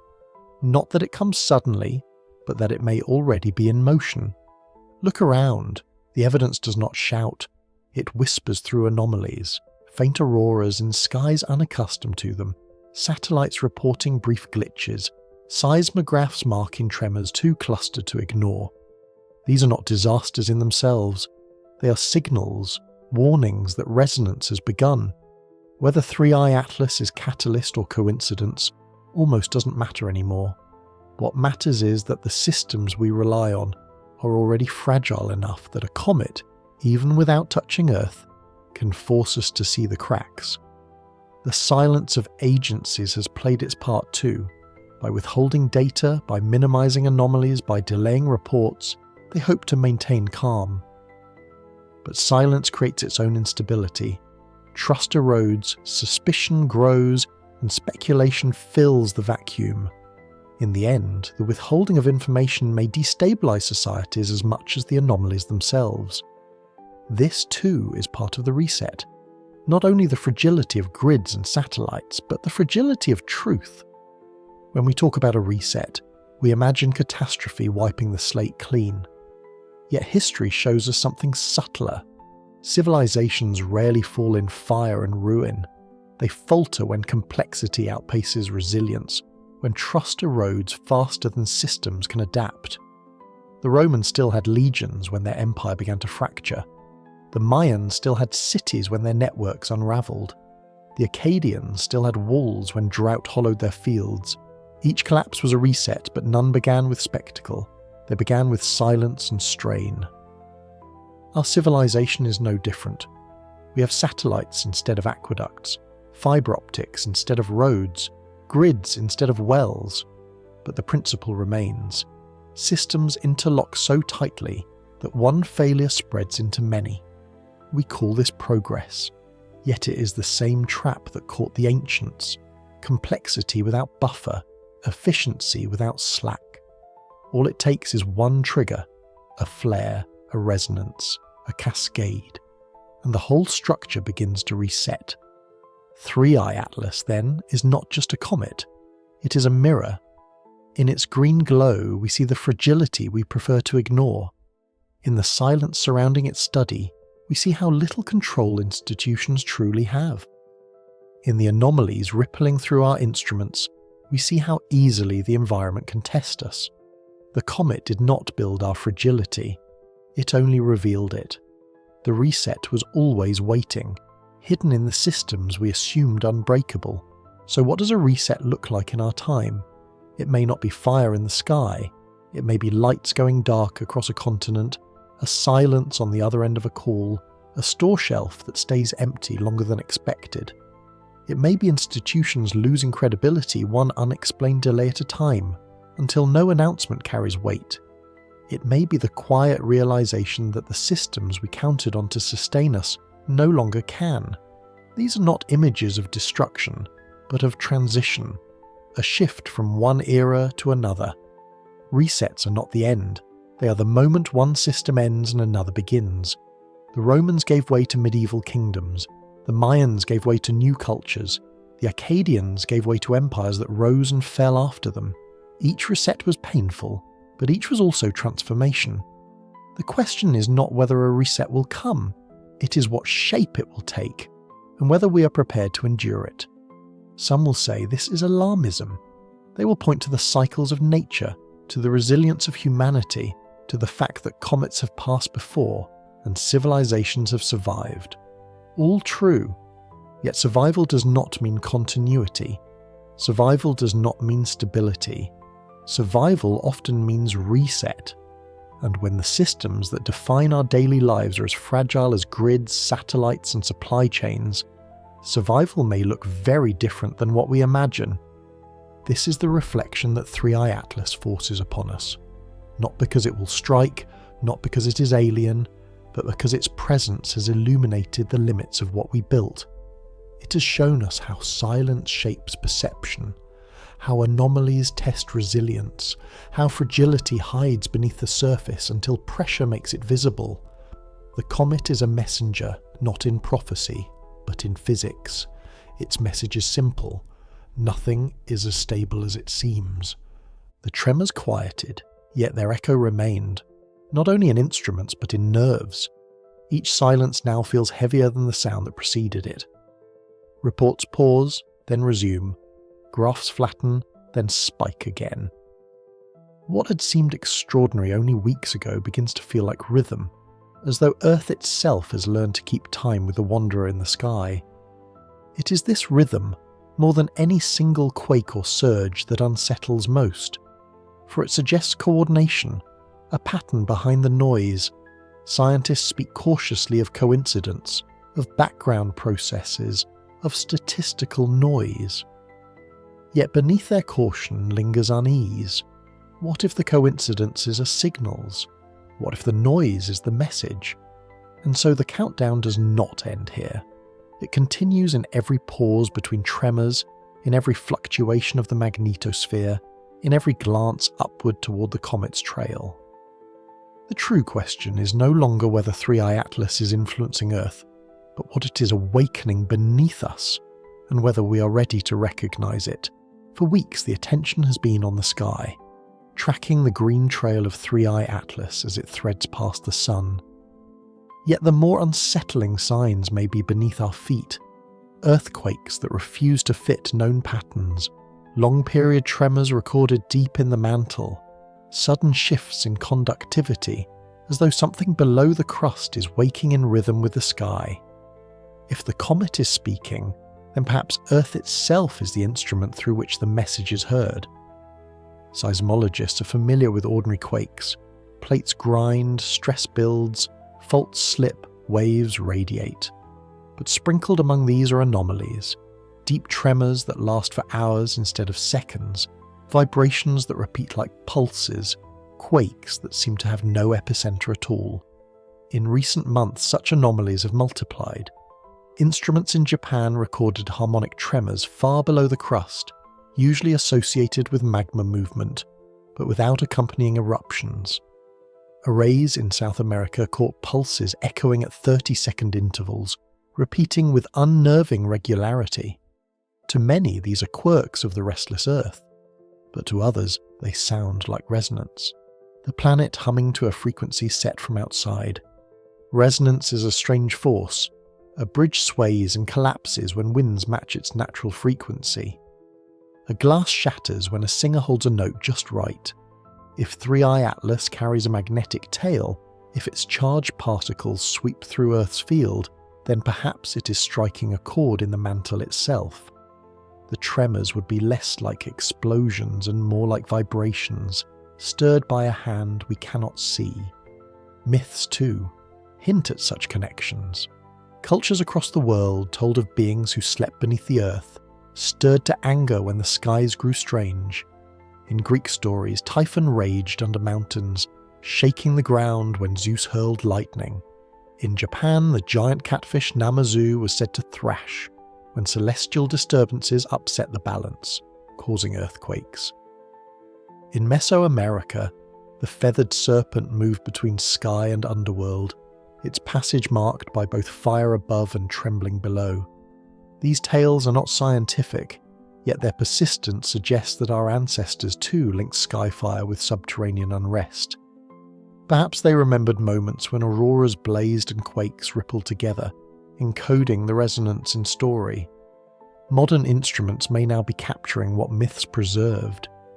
Magnetometers in multiple stations have reported subtle oscillations that appear synchronized with seismic noise, not powerful enough to cause quakes outright, but sufficient to suggest coupling, as though the magnetosphere and the lithosphere are part of one system. If so, then 3I Atlas, passing through solar currents, might be tugging both sky and stone at once, weaving them into the same rhythm. The idea is unsettling because it reframes Earth not as passive, but as responsive. The comet does not need to strike us to leave an imprint. Its presence, charged and resonant, may be enough to coax vibrations from within. This is not impact physics, it is harmonics on a planetary scale. Skeptics argue otherwise. They point out that harmonic tremors can occur without celestial influence. driven by fluids in the mantle or shifting magma chambers. They note that the Earth's magnetic field always fluctuates, and coincidences are bound to occur. These are fair cautions. But they do not erase the timing. A surge of anomalies arriving just as 3I Atlas flares brightest, just as the magnetosphere strains under solar wind. Coincidence is possible, yet coincidence stacked upon coincidence becomes pattern. Consider the Earth's hum, a phenomenon scientists have only recently begun to understand. Even in the absence of quakes, the planet vibrates constantly at low frequencies, too deep for human ears. Ocean waves, winds, and internal processes all contribute. But what if external forces can amplify it? What if comets, asteroids, or solar currents occasionally pluck the strings of this hum, sending resonances through crust and mantle alike? To us it would appear as clusters of strange quakes, anomalies in conductivity, myths of dragons and gods. To the planet it would be music, notes played across aeons. Pause and picture Earth as an instrument, oceans as drumheads, crust as strings, mantle as resonance chamber. The comet passes, its plasma tail brushing the magnetic field. The field shivers, the mantle responds, waves ripple outward. Seismographs catch the vibrations, but what they hear is not noise, it is song.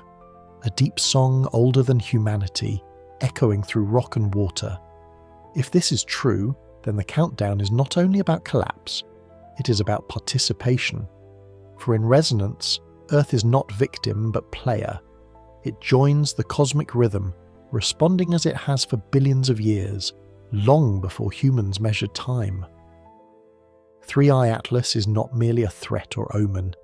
It is a reminder that our planet is woven into larger patterns, stirred by chords that stretch across the solar system and beyond. This perspective does not remove danger. If resonance builds, stresses may concentrate along faults, triggering quakes. If conductivity shifts, grids may falter, amplifying fragility. If deep tremors awaken, eruptions may follow. Resonance can be beautiful, but it can also be destructive. A bridge that sways to music will collapse if the note is held too long. The same may be true of Earth, vibrating under celestial influence. And yet, there is wonder in the thought, for it suggests that our planet is not isolated but communicative, not in words but in vibrations. Myths of underworld gods may not have been imagination, but interpretation of this dialogue. Our ancestors, hearing the ground rumble as skies blazed, concluded that beings stirred beneath them. We, with instruments, call it resonance. But in both cases, the insight is the same. The sky and the earth are not separate. They are voices in the same choir. The question that remains is intent. Is resonance random, the accidental alignment of cycles? Or is it signal, a way the cosmos speaks across scales?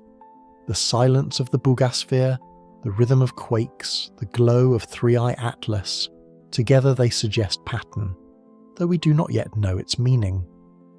Perhaps the comet is only messenger, its presence enough to awaken frequencies Earth already carried. Perhaps resonance is not communication with us, but with the planet itself, a dialogue between wanderer and world in which we are bystanders. Whatever the case, the subterranean echoes are real. Instruments hear them, myths recall them, and our moment is marked by their return. To ignore them is to pretend that Earth does not respond to the cosmos, when every quake, every aurora, every myth says otherwise.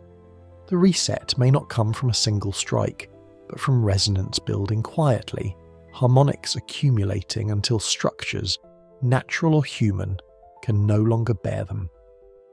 This is not apocalypse in fire, but transformation in vibration, and to recognize it is to see that 3I Atlas has not only illuminated the skies, it has tuned the ground beneath our feet, reminding us that the planet itself is part of the song. If the tremors and pulses recorded in recent months are more than coincidence, then the question turns from how to why. Resonance may explain the mechanics. A charged comet stirring Earth's magnetic field, vibrations rippling through mantle and crust. But purpose is another matter. What does it mean if 3i Atlas is coaxing notes from the deep Earth? What story does resonance tell? The first possibility is natural rhythm.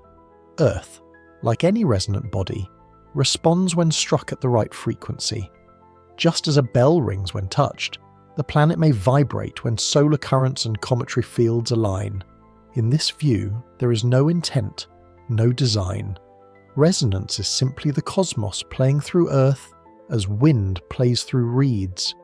Yet even this natural explanation carries meaning, for it shows that our planet is not closed but porous to influence. Its quakes, its conductivity, its hum, all can be shaped by currents from beyond. The second possibility is communication. If resonance can be induced deliberately, then Earth may function as an instrument not only of physics, but of dialogue. Imagine a civilization advanced enough to manipulate cometary trajectories to time interstellar wanderers with precision. By sending such a body into our solar system, they might stir resonance in Earth, activating nodes or devices beneath the crust. The Bugosphere in Colombia, silent for 12,000 years, could be one such device, designed to awaken not by touch, but by frequency. In this scenario, 3i Atlas is not a random messenger. It is a key striking chords that ripple through Earth's hidden network. Myth, once again, provides a lens. Across cultures, subterranean beings were said to stir when the skies grew strange. In Japan, Namazu thrashed when disturbed by celestial signs. In Norse sagas, dwarves worked beneath the earth, their hammers echoing as Ragnarok approached. In the Andes, gods of the underworld emerged when serpents of light writhed in the sky. These stories may be metaphor, but they also hint at a deeper recognition that the ground itself can respond to cosmic triggers. To ancient peoples, this response was personal, embodied in gods or beasts. To us, it may be impersonal resonance, but the pattern remains: skyfire above, echoes below. If resonance is communication, the next question is, to whom? To us or to Earth itself? We often assume that messages from the cosmos must be directed at humanity, as though we are the intended audience. But what if the true recipient is the planet? What if Earth itself, with its magnetic field and resonant mantle, is the interlocutor? In this light, 3i Atlas and its kin are not speaking to us at all, but to the world we inhabit. Humanity overhears only by accident, through instruments and myths, like children pressing ears to a door while elders converse inside. The third possibility is activation. Resonance may not be message, but trigger. If Earth carries hidden systems, geological, magnetic, or artificial, then 3i Atlas could be the spark that awakens them. Consider how a microwave vibrates molecules into heat, or how a radio signal activates a receiver. The comet, drifting for millions of years, could be designed to pass Earth at the right moment, striking the right chord and activating whatever lies dormant. What that activation entails is unknowable. It could be benign monitoring, catastrophic release, or something beyond our categories. Such speculation may seem extravagant, yet the anomalies demand imagination. Harmonic tremors, conductivity spikes, repeating pulses. These are not the signatures of ordinary quakes. They are more like rhythms, as though Earth is being played, and when an instrument is played, it is usually because someone, or something, intends to hear the music. There is also the possibility that resonance itself is the point. Not message, not activation, but reminder. To hear the earth hum, to feel the ground echo with the sky, is to be confronted with connection. The comet may not seek to destroy or communicate, but simply to reveal, to remind us that the earth we walk upon is not silent, but responsive, that our planet is not an island, but part of a wider symphony. This interpretation aligns with what myths emphasize most: Not the details of physics, but the awe of recognition. When the skies grew strange, the ground answered. People saw this, felt it, and told stories to remember. Today we have instruments instead of sagas, but the awe is the same.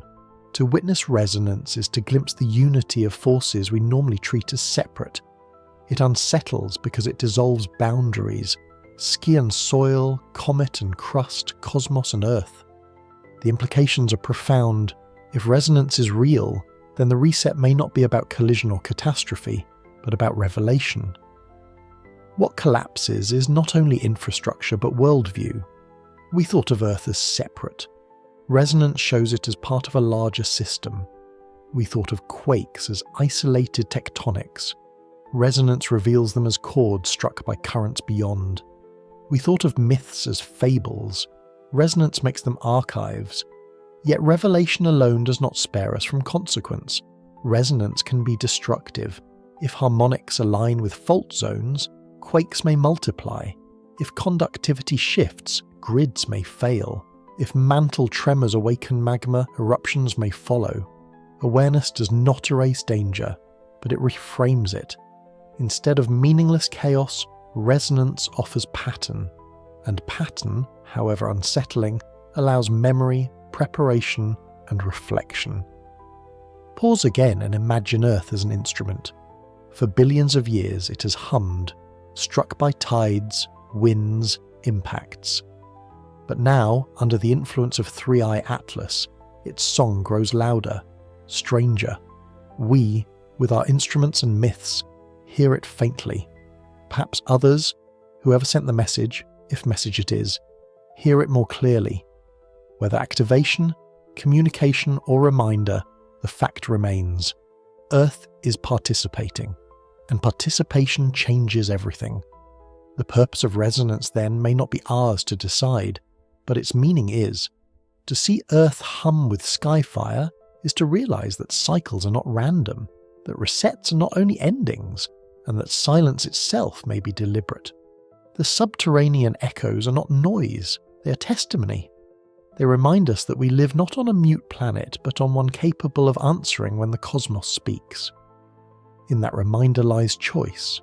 We can dismiss resonance as coincidence, retreating into denial, or we can treat it as memory, carrying forward the awareness that sky and soil are bound.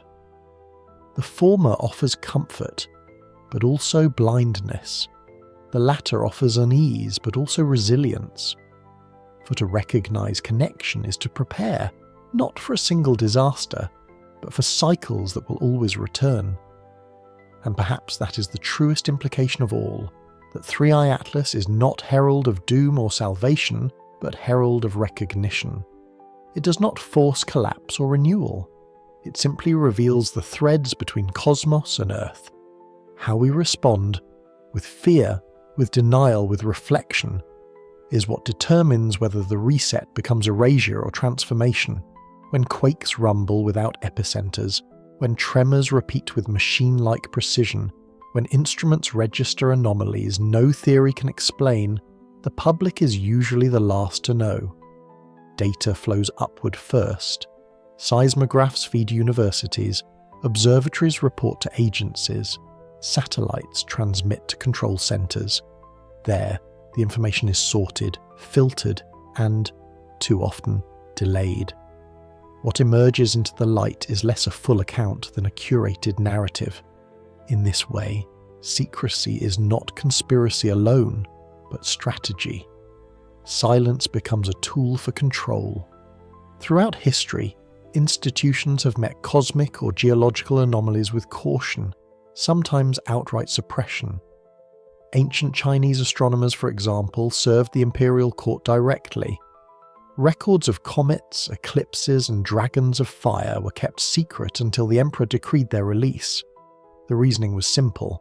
Celestial disturbances were seen as omens, and omens could destabilize dynasties. Better to filter, to pace disclosure than to risk panic.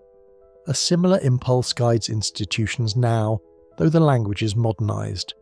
Instead of omens, the word is unverified. Instead of dynastic stability, The phrase is public confidence, but the effect is the same. Silence is considered safer than noise. The era of Three-Eye Atlas has amplified this tendency. In the months since the comet's green trail first appeared, instruments have logged surges in magnetic fields, unusual tremors in the deep mantle, and conductivity spikes in regions far from tectonic boundaries. Yet official bulletins remain measured, almost sterile.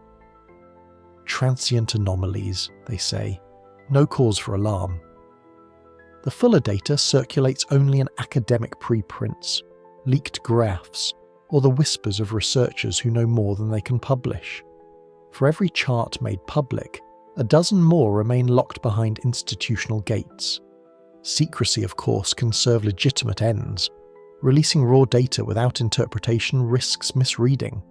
A cluster of harmonic tremors may look catastrophic when, in fact, it is benign. An oscillation in magnetometers may be dismissed as equipment error, only later confirmed as real. To shield the public from misinterpretation is to prevent panic. Yet the line between caution and concealment is thin. When anomalies coincide with visible signs, auroras blazing at unexpected latitudes, satellites faltering, compasses spinning, silence begins to erode trust. The gap between what is experienced and what is admitted becomes fertile ground for suspicion. History shows that this gap is where mistrust flourishes. In AD 79, when Mount Vesuvius began to rumble, Roman officials reassured citizens of Pompeii that tremors were common. The warning signs were dismissed until ash rained from the sky. In the Middle Ages, reports of fiery comets were softened by clerics who feared they would spread unrest. Yet chronicles written by commoners recorded what authorities suppressed: fear, fire, panic. Even in the 20th century, solar storm data was classified during the Cold War, withheld because disruptions in communications might reveal vulnerabilities to rivals. In every case, silence was chosen for stability, but stability built on silence is fragile. Now, with Three-Eye Atlas in our skies, the pattern repeats. Earthquakes cluster in ways that unsettle seismologists. Subterranean pulses align with shifts in the magnetosphere. Power grids strain under surges that official statements call routine. To the public, it appears as a series of coincidences. To researchers with access to the fuller record, it looks more like rhythm.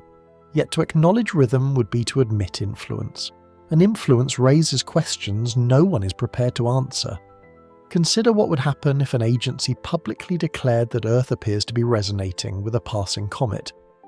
Panic would be one possibility, dismissal another, but beneath both would lie the same unease, that the planet itself can be played like an instrument by forces beyond our control. Such an admission would shake not only science, but politics, economics, and religion. To preserve continuity, authorities choose silence. The reset begins not with collapse, but with secrecy. And secrecy itself becomes part of the cycle. Mistrust grows each time an anomaly is explained away too neatly. Conspiracy theories flourish in the absence of transparency. When myths once filled these gaps, now the internet does. Every delayed report becomes evidence of concealment. Every bland reassurance becomes proof of deeper knowledge withheld. Institutions that sought stability by silence instead create instability through suspicion. There is another layer. What if silence is not only strategy, but necessity? Imagine for a moment that data confirms resonance beyond doubt, that deep Earth tremors align perfectly with the orbital rhythm of Three-Eye Atlas. What then? To admit it publicly would be to declare that the cosmos is not indifferent, that celestial bodies can reach into Earth itself without impact. Such knowledge could destabilize worldviews, religions, and economies. The idea that our planet hums in response to a comet is not just science, it is philosophy, theology, cosmology. Perhaps secrecy persists not because authorities doubt, but because they understand too well the consequences of disclosure. This possibility casts silence in a different light. not concealment out of arrogance, but restraint out of fear. Fear that humanity is not ready to hear what the Earth may already be saying. Fear that to admit resonance is to admit fragility, to acknowledge that our world is part of a dialogue we do not control. In this frame, silence is less about hiding data than about delaying revelation. Yet delay has limits. The comet grows brighter, auroras blaze farther, tremors ripple wider. At some point, experience outpaces secrecy. People see what is happening, feel it underfoot, record it on their own devices. In such moments, official silence no longer preserves order, it accelerates collapse. The countdown becomes social as well as geological. The reset unfolds not only in grids and quakes, but in trust itself. Perhaps this is the deeper meaning of secrecy and cycles. Every collapse in history was preceded by assurances. Akkadian scribes downplayed drought until canals ran dry. Mayan rulers promised rain even as cenotes emptied. Roman leaders declared stability while borders cracked. Silence delayed panic, but it did not prevent collapse. If anything, it amplified the shock when truth could no longer be hidden. The same risk now shadows us. The story of Three-Eye Atlas and the subterranean echoes may be less about resonance itself than about how we handle the knowledge of it. Do we confront it openly, with humility and preparation? Or do we bury it beneath layers of reports and delays, hoping silence will spare us from consequence? One path builds resilience, the other builds mistrust. Both lead toward reset. The difference is whether memory endures with clarity or with distortion. In the end, secrecy cannot erase resonance. Earth hums whether we acknowledge it or not. The comet passes whether bulletins are issued or withheld. What institutions choose is not the reality, but the framing. And in that framing lies the seed of how the reset will be remembered, as revelation shared, or as silence that fractured trust. Secrecy begins as strategy. A report delayed, a chart softened, a phrase chosen to reassure rather than unsettle. Officials call it caution, scientists call it peer review, politicians call it stability. But when cycles tighten, when anomalies multiply, when the evidence of eyes and instruments outpaces the words of authority, silence transforms. What began as protection becomes pressure, a weight pressing down until it cracks, and when it cracks, mistrust floods in. Already the world has begun to feel this. Auroras painted skies above cities unaccustomed to them, yet bulletins labelled them routine geomagnetic activity. Residents in coastal towns felt tremors beneath their feet, but the reports arrived days later, reframed as non-damaging events. Satellites flickered, grids surged, compasses spun, but each anomaly was explained away in language that soothed more than it informed. For a time this was enough, but as the green trail of Three-Eye Atlas lengthened across the sky, silence grew louder than speech. The danger of secrecy is not only ignorance, it is divergence. Two realities begin to form, the official and the lived. In the official reality, anomalies are technicalities, coincidences, minor adjustments in the great machine of Earth. In the lived reality, people see lights blazing overhead, hear walls creak with tremors, watch devices glitch. The distance between the two realities is the distance where mistrust takes root, and mistrust, once planted, grows quickly. History offers parallels. When the Black Death spread across Europe in the 14th century, officials downplayed its scale. Chronicles tell of city leaders insisting that trade continue, that order remain, that rumours be punished. But the dead multiplied, and the gap between words and reality widened. Trust collapsed alongside populations. When Krakatoa erupted in AD 1883, colonial governments in Indonesia delayed warnings, hoping to avoid panic and protect commerce. The tsunami that followed erased whole coastlines. In both cases, secrecy did not stop disaster. It magnified the shock of its arrival. Now, In the age of Three-Eye Atlas, the stakes are global. Our networks depend on trust as much as on satellites and grids. Financial systems operate on confidence that numbers mean what they say. Governments operate on belief that information flows upward honestly and downward clearly. Science depends on transparency, replication, open data. Silence corrodes each of these foundations. When reports are delayed, confidence falters. When graphs are softened, belief erodes. When lived experience contradicts official language, trust unravels. This unraveling does not wait for collapse, it is collapse. A society can endure quakes, storms, even famines, so long as trust remains. But when silence spreads, when secrecy defines response, the social fabric frays before the physical one does. The reset begins not in tremors, but in whispers. Consider a hypothetical, but not unlikely chain. A deep harmonic tremor is detected beneath the Pacific. Instruments show it repeating every 30 seconds, pulsing in ways no tectonic model explains. Agencies issue a muted bulletin, minor seismic anomaly. Days later, auroras blaze across equatorial skies. Satellites fail, power grids flicker. Citizens demand answers, but the reassurances ring hollow. Online forums explode with speculation, some grounded, some wild. Governments respond with more silence, fearing panic. Markets tremble. Flights are grounded. Food shipments stall. What began as resonance deep underground cascades outward through silence, mistrust, and fear, until the social system shakes more violently than the crust. This is the cascade of secrecy.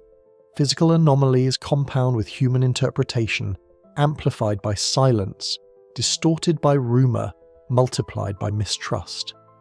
No comet, quake, or storm alone brings the reset. It is silence, and the unravelling of trust it produces, that transforms events into collapse. Why does secrecy persist then, if its risks are so great? Because transparency carries risks of its own. To admit that Earth is resonating with Three-Eye Atlas is to admit that our world is influenced by forces beyond prediction or control. It is to confess fragility. To some, that fragility would inspire humility, preparation, resilience. To others, it would inspire panic, despair, opportunism. Institutions fear the latter more than they trust the former. Silence seems safer, but silence is a bet against memory, a gamble that the cycle will pass quietly enough to forget. Yet cycles rarely pass quietly, and forgetting has never spared a civilization. Akkad forgot the lessons of earlier droughts. The Maya forgot the patterns of rainfall and quake. Rome forgot that solar cycles could shape climate. Each collapse was preceded by assurances, by silences, by secrecy framed as stability. Each reset revealed the cost of forgetting. Now we stand under a comet whose resonance seems to stir not only Earth's crust, but Earth's institutions. The tremors of mistrust spread faster than those of geology. Each delayed bulletin becomes another fracture. Each unexplained anomaly becomes another spark. Each whispered suspicion becomes another tremor in the social ground. Perhaps this is the deeper meaning of the countdown. It is not measured only in quakes or surges, but in credibility. How many silences can a society endure before it collapses under the weight of its own withheld truths? The answer may determine whether the reset is catastrophic or transformative. Pause here and imagine a different path. Imagine agencies speaking plainly. The data shows anomalies we cannot explain. They coincide with Three-Eye Atlas. We do not know what this means. Such honesty might unsettle, but it would also unify. Trust grows not from certainty, but from truth admitted. Silence, by contrast, isolates. It turns every citizen into a skeptic, every researcher into a potential dissident, every anomaly into a battlefield of interpretation. The myths of old can be read through this lens as well. When ancient scribes described gods withholding knowledge, they were describing secrecy. When people spoke of rulers who lied about omens, they were speaking of mistrust. When myths told of floods that came after silence, they were encoding the truth that disaster denied is disaster amplified. The resonance between sky and soil is only half the story. The other half is the resonance between authority and trust. And so, the true danger of secrecy is not that it hides anomalies, it is that it creates new ones. It produces tremors in the social fabric that can cascade as violently as any quake. Power grids can be rebuilt, satellites can be replaced. But trust, once broken, is not so easily restored.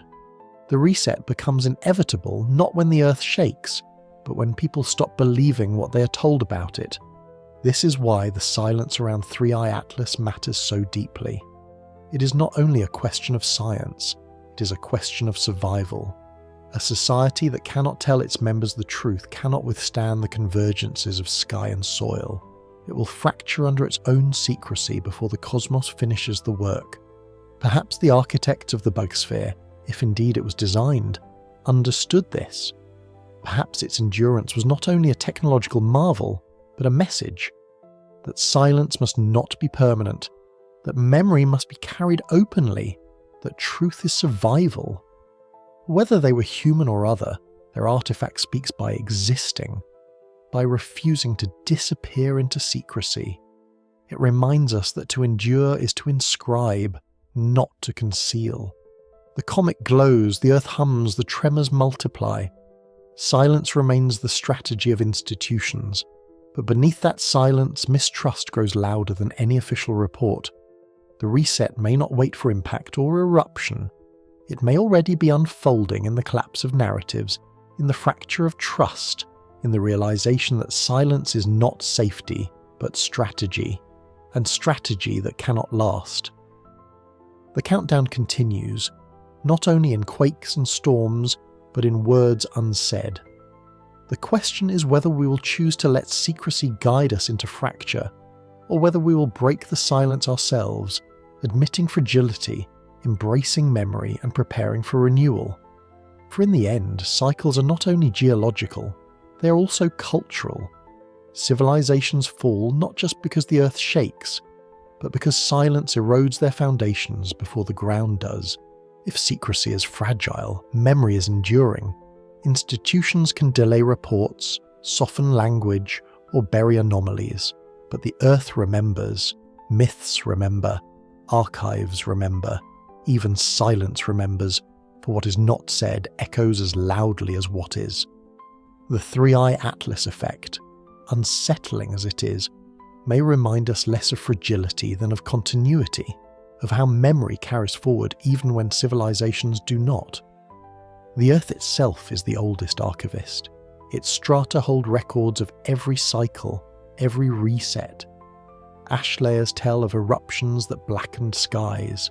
Shattered quartz whispers of quakes that tore continents. Thin lines of iridium mark asteroids that burned worlds. Ice cores trap ancient air, each bubble a page from climates long past. In every rock, every fossil, every anomaly the planet remembers. It does not edit or withhold. Its memory is total, if we learn how to read it. Humanity too remembers, though in different form. Our memory is fragile, selective, symbolic. We tell stories of floods, fires, and shaking mountains. The Bible's flood, Norse Ragnarok, Andean tales of sky serpents, Japanese legends of Namazu. Each carries the imprint of convergences. They are not precise records, but they endure across generations because they carry meaning. Myths are the memory of experience translated into metaphor designed to survive where data cannot. Even in historical times, memory persists in chronicles. Roman authors described auroras as blood-red shields in the sky. Medieval monks wrote of earthquakes that coincided with comets. Chinese court astronomers kept meticulous logs of dragons of fire and heavenly spears. These accounts may exaggerate, but they preserve the resonance between sky and soil, the recognition that Earth responds when the heavens stir. In the modern age, we have expanded memory into archives of data. Satellites record every solar flare, every tremor, every oscillation in the magnetic field. Networks of sensors track conductivity, vibration, resonance. We build seed banks, DNA vaults, golden records flung into space. Never before has a civilization tried so deliberately to inscribe itself. And yet, paradoxically, our memory is more fragile than ever. Servers fail without power, archives rot without maintenance, files vanish when formats are abandoned. What seems eternal is in fact delicate. This is why artifacts like the Bugasphere haunt us.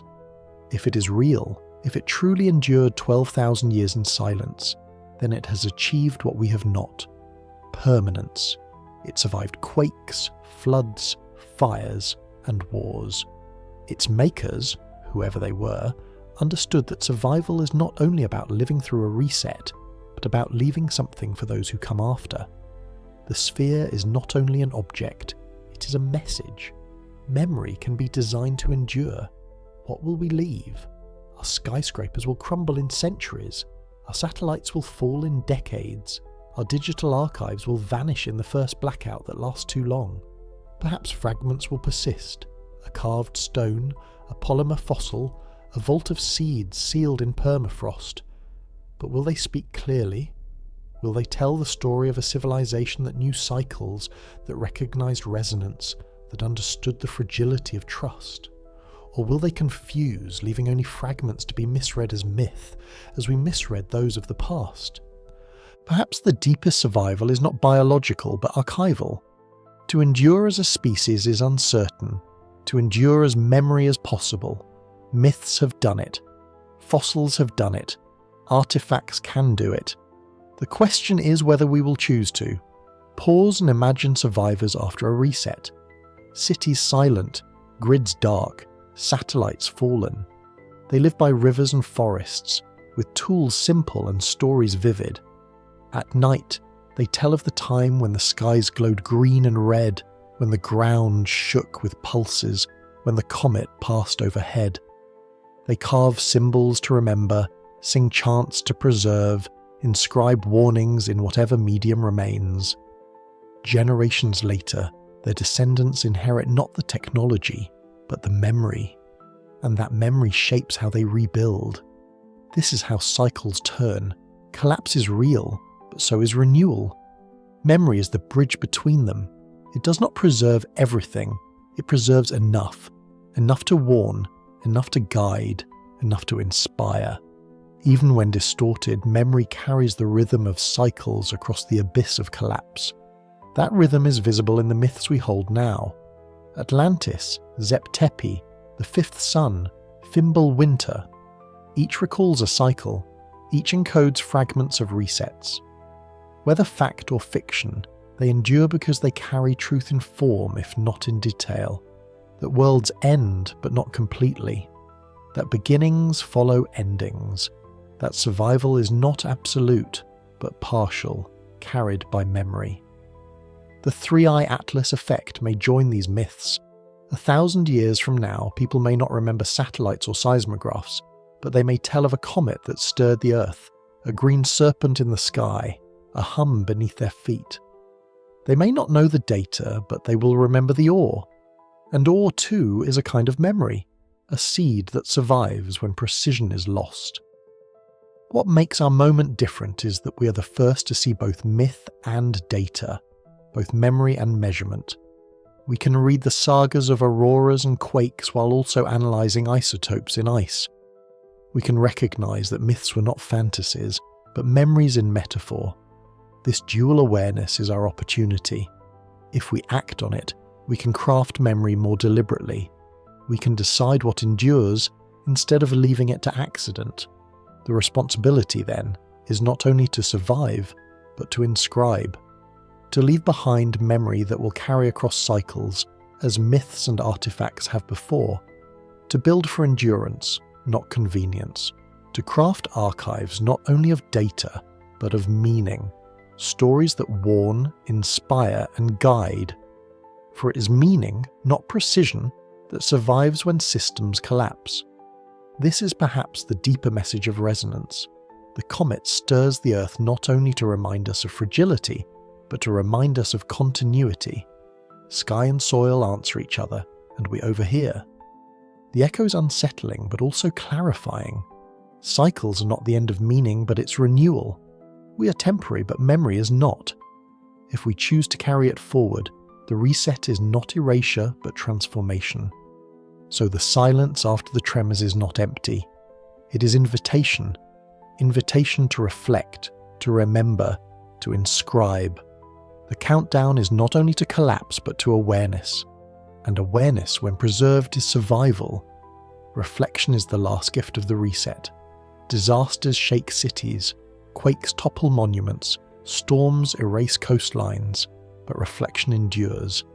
It is what allows survivors to shape stories, and stories to shape meaning. Without reflection, cycles reduce life to destruction alone. With reflection, even endings become transitions. The three-eye atlas effect forces this reflection upon us. For months the skies have been alive with auroras, the ground restless with tremors, instruments chattering with anomalies. The comet's presence has reminded us that Earth is not sealed but porous, vibrating in resonance with the cosmos. Silence from institutions has shown us how mistrust grows when truth is delayed. Myths have reminded us that memory survives long after explanations fade. Together these threads form a single tapestry, awareness. And awareness is where every true cycle of renewal begins. Awareness does not prevent collapse, but it transforms its meaning. It allows us to see fragility not as failure, but as condition. It allows us to name resets not as final, but as phases.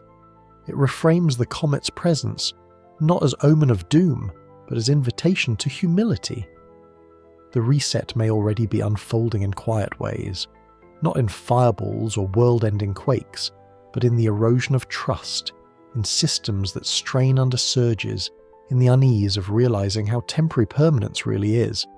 Each delayed report, each unexplained tremor, each aurora that reaches too far south, these are signals that the world we inhabit is already shifting. The countdown is not only to collapse, it is to recognition. We do not yet know how Three-Eye Atlas will be remembered, perhaps as the comet that changed us, perhaps as the comet that revealed what was always true. Yet every civilization before us has faced such thresholds. The Akkadians around 2200 BC, undone by drought and quake. The Maya after AD 900 watching their cities empty. Rome crumbling under converging plagues and invasions. Each reckoning was a reset, stripping away illusions of permanence, forcing survivors into new worlds. Ours may be the same. The comet above is less an intruder than a mirror, showing us what it means to face cycles with awareness. Myths tell us that when skies blaze, the earth responds. In Greece, Typhon stirred under mountains when Zeus hurled fire from above. In Japan, the catfish Namazu thrashed when celestial balance was upset. In Norse stories, Fimbulwinter and quakes heralded the twilight of gods. These myths, preserved across centuries, remind us that resonance is not new. Ancient peoples recognized the same convergence we witness now, sky answering soil, soil echoing sky. They framed it in gods and monsters, we frame it in plasma and resonance. But the recognition is the same. What changes now is our ability to connect myth and data. We can read isotopes in ice cores alongside sagas of endless winters. We can compare seismic pulses with legends of underground beasts. We can see that memory survives, even if distorted, and that memory is survival. The comet has stirred the earth before, and stories carried the echo forward.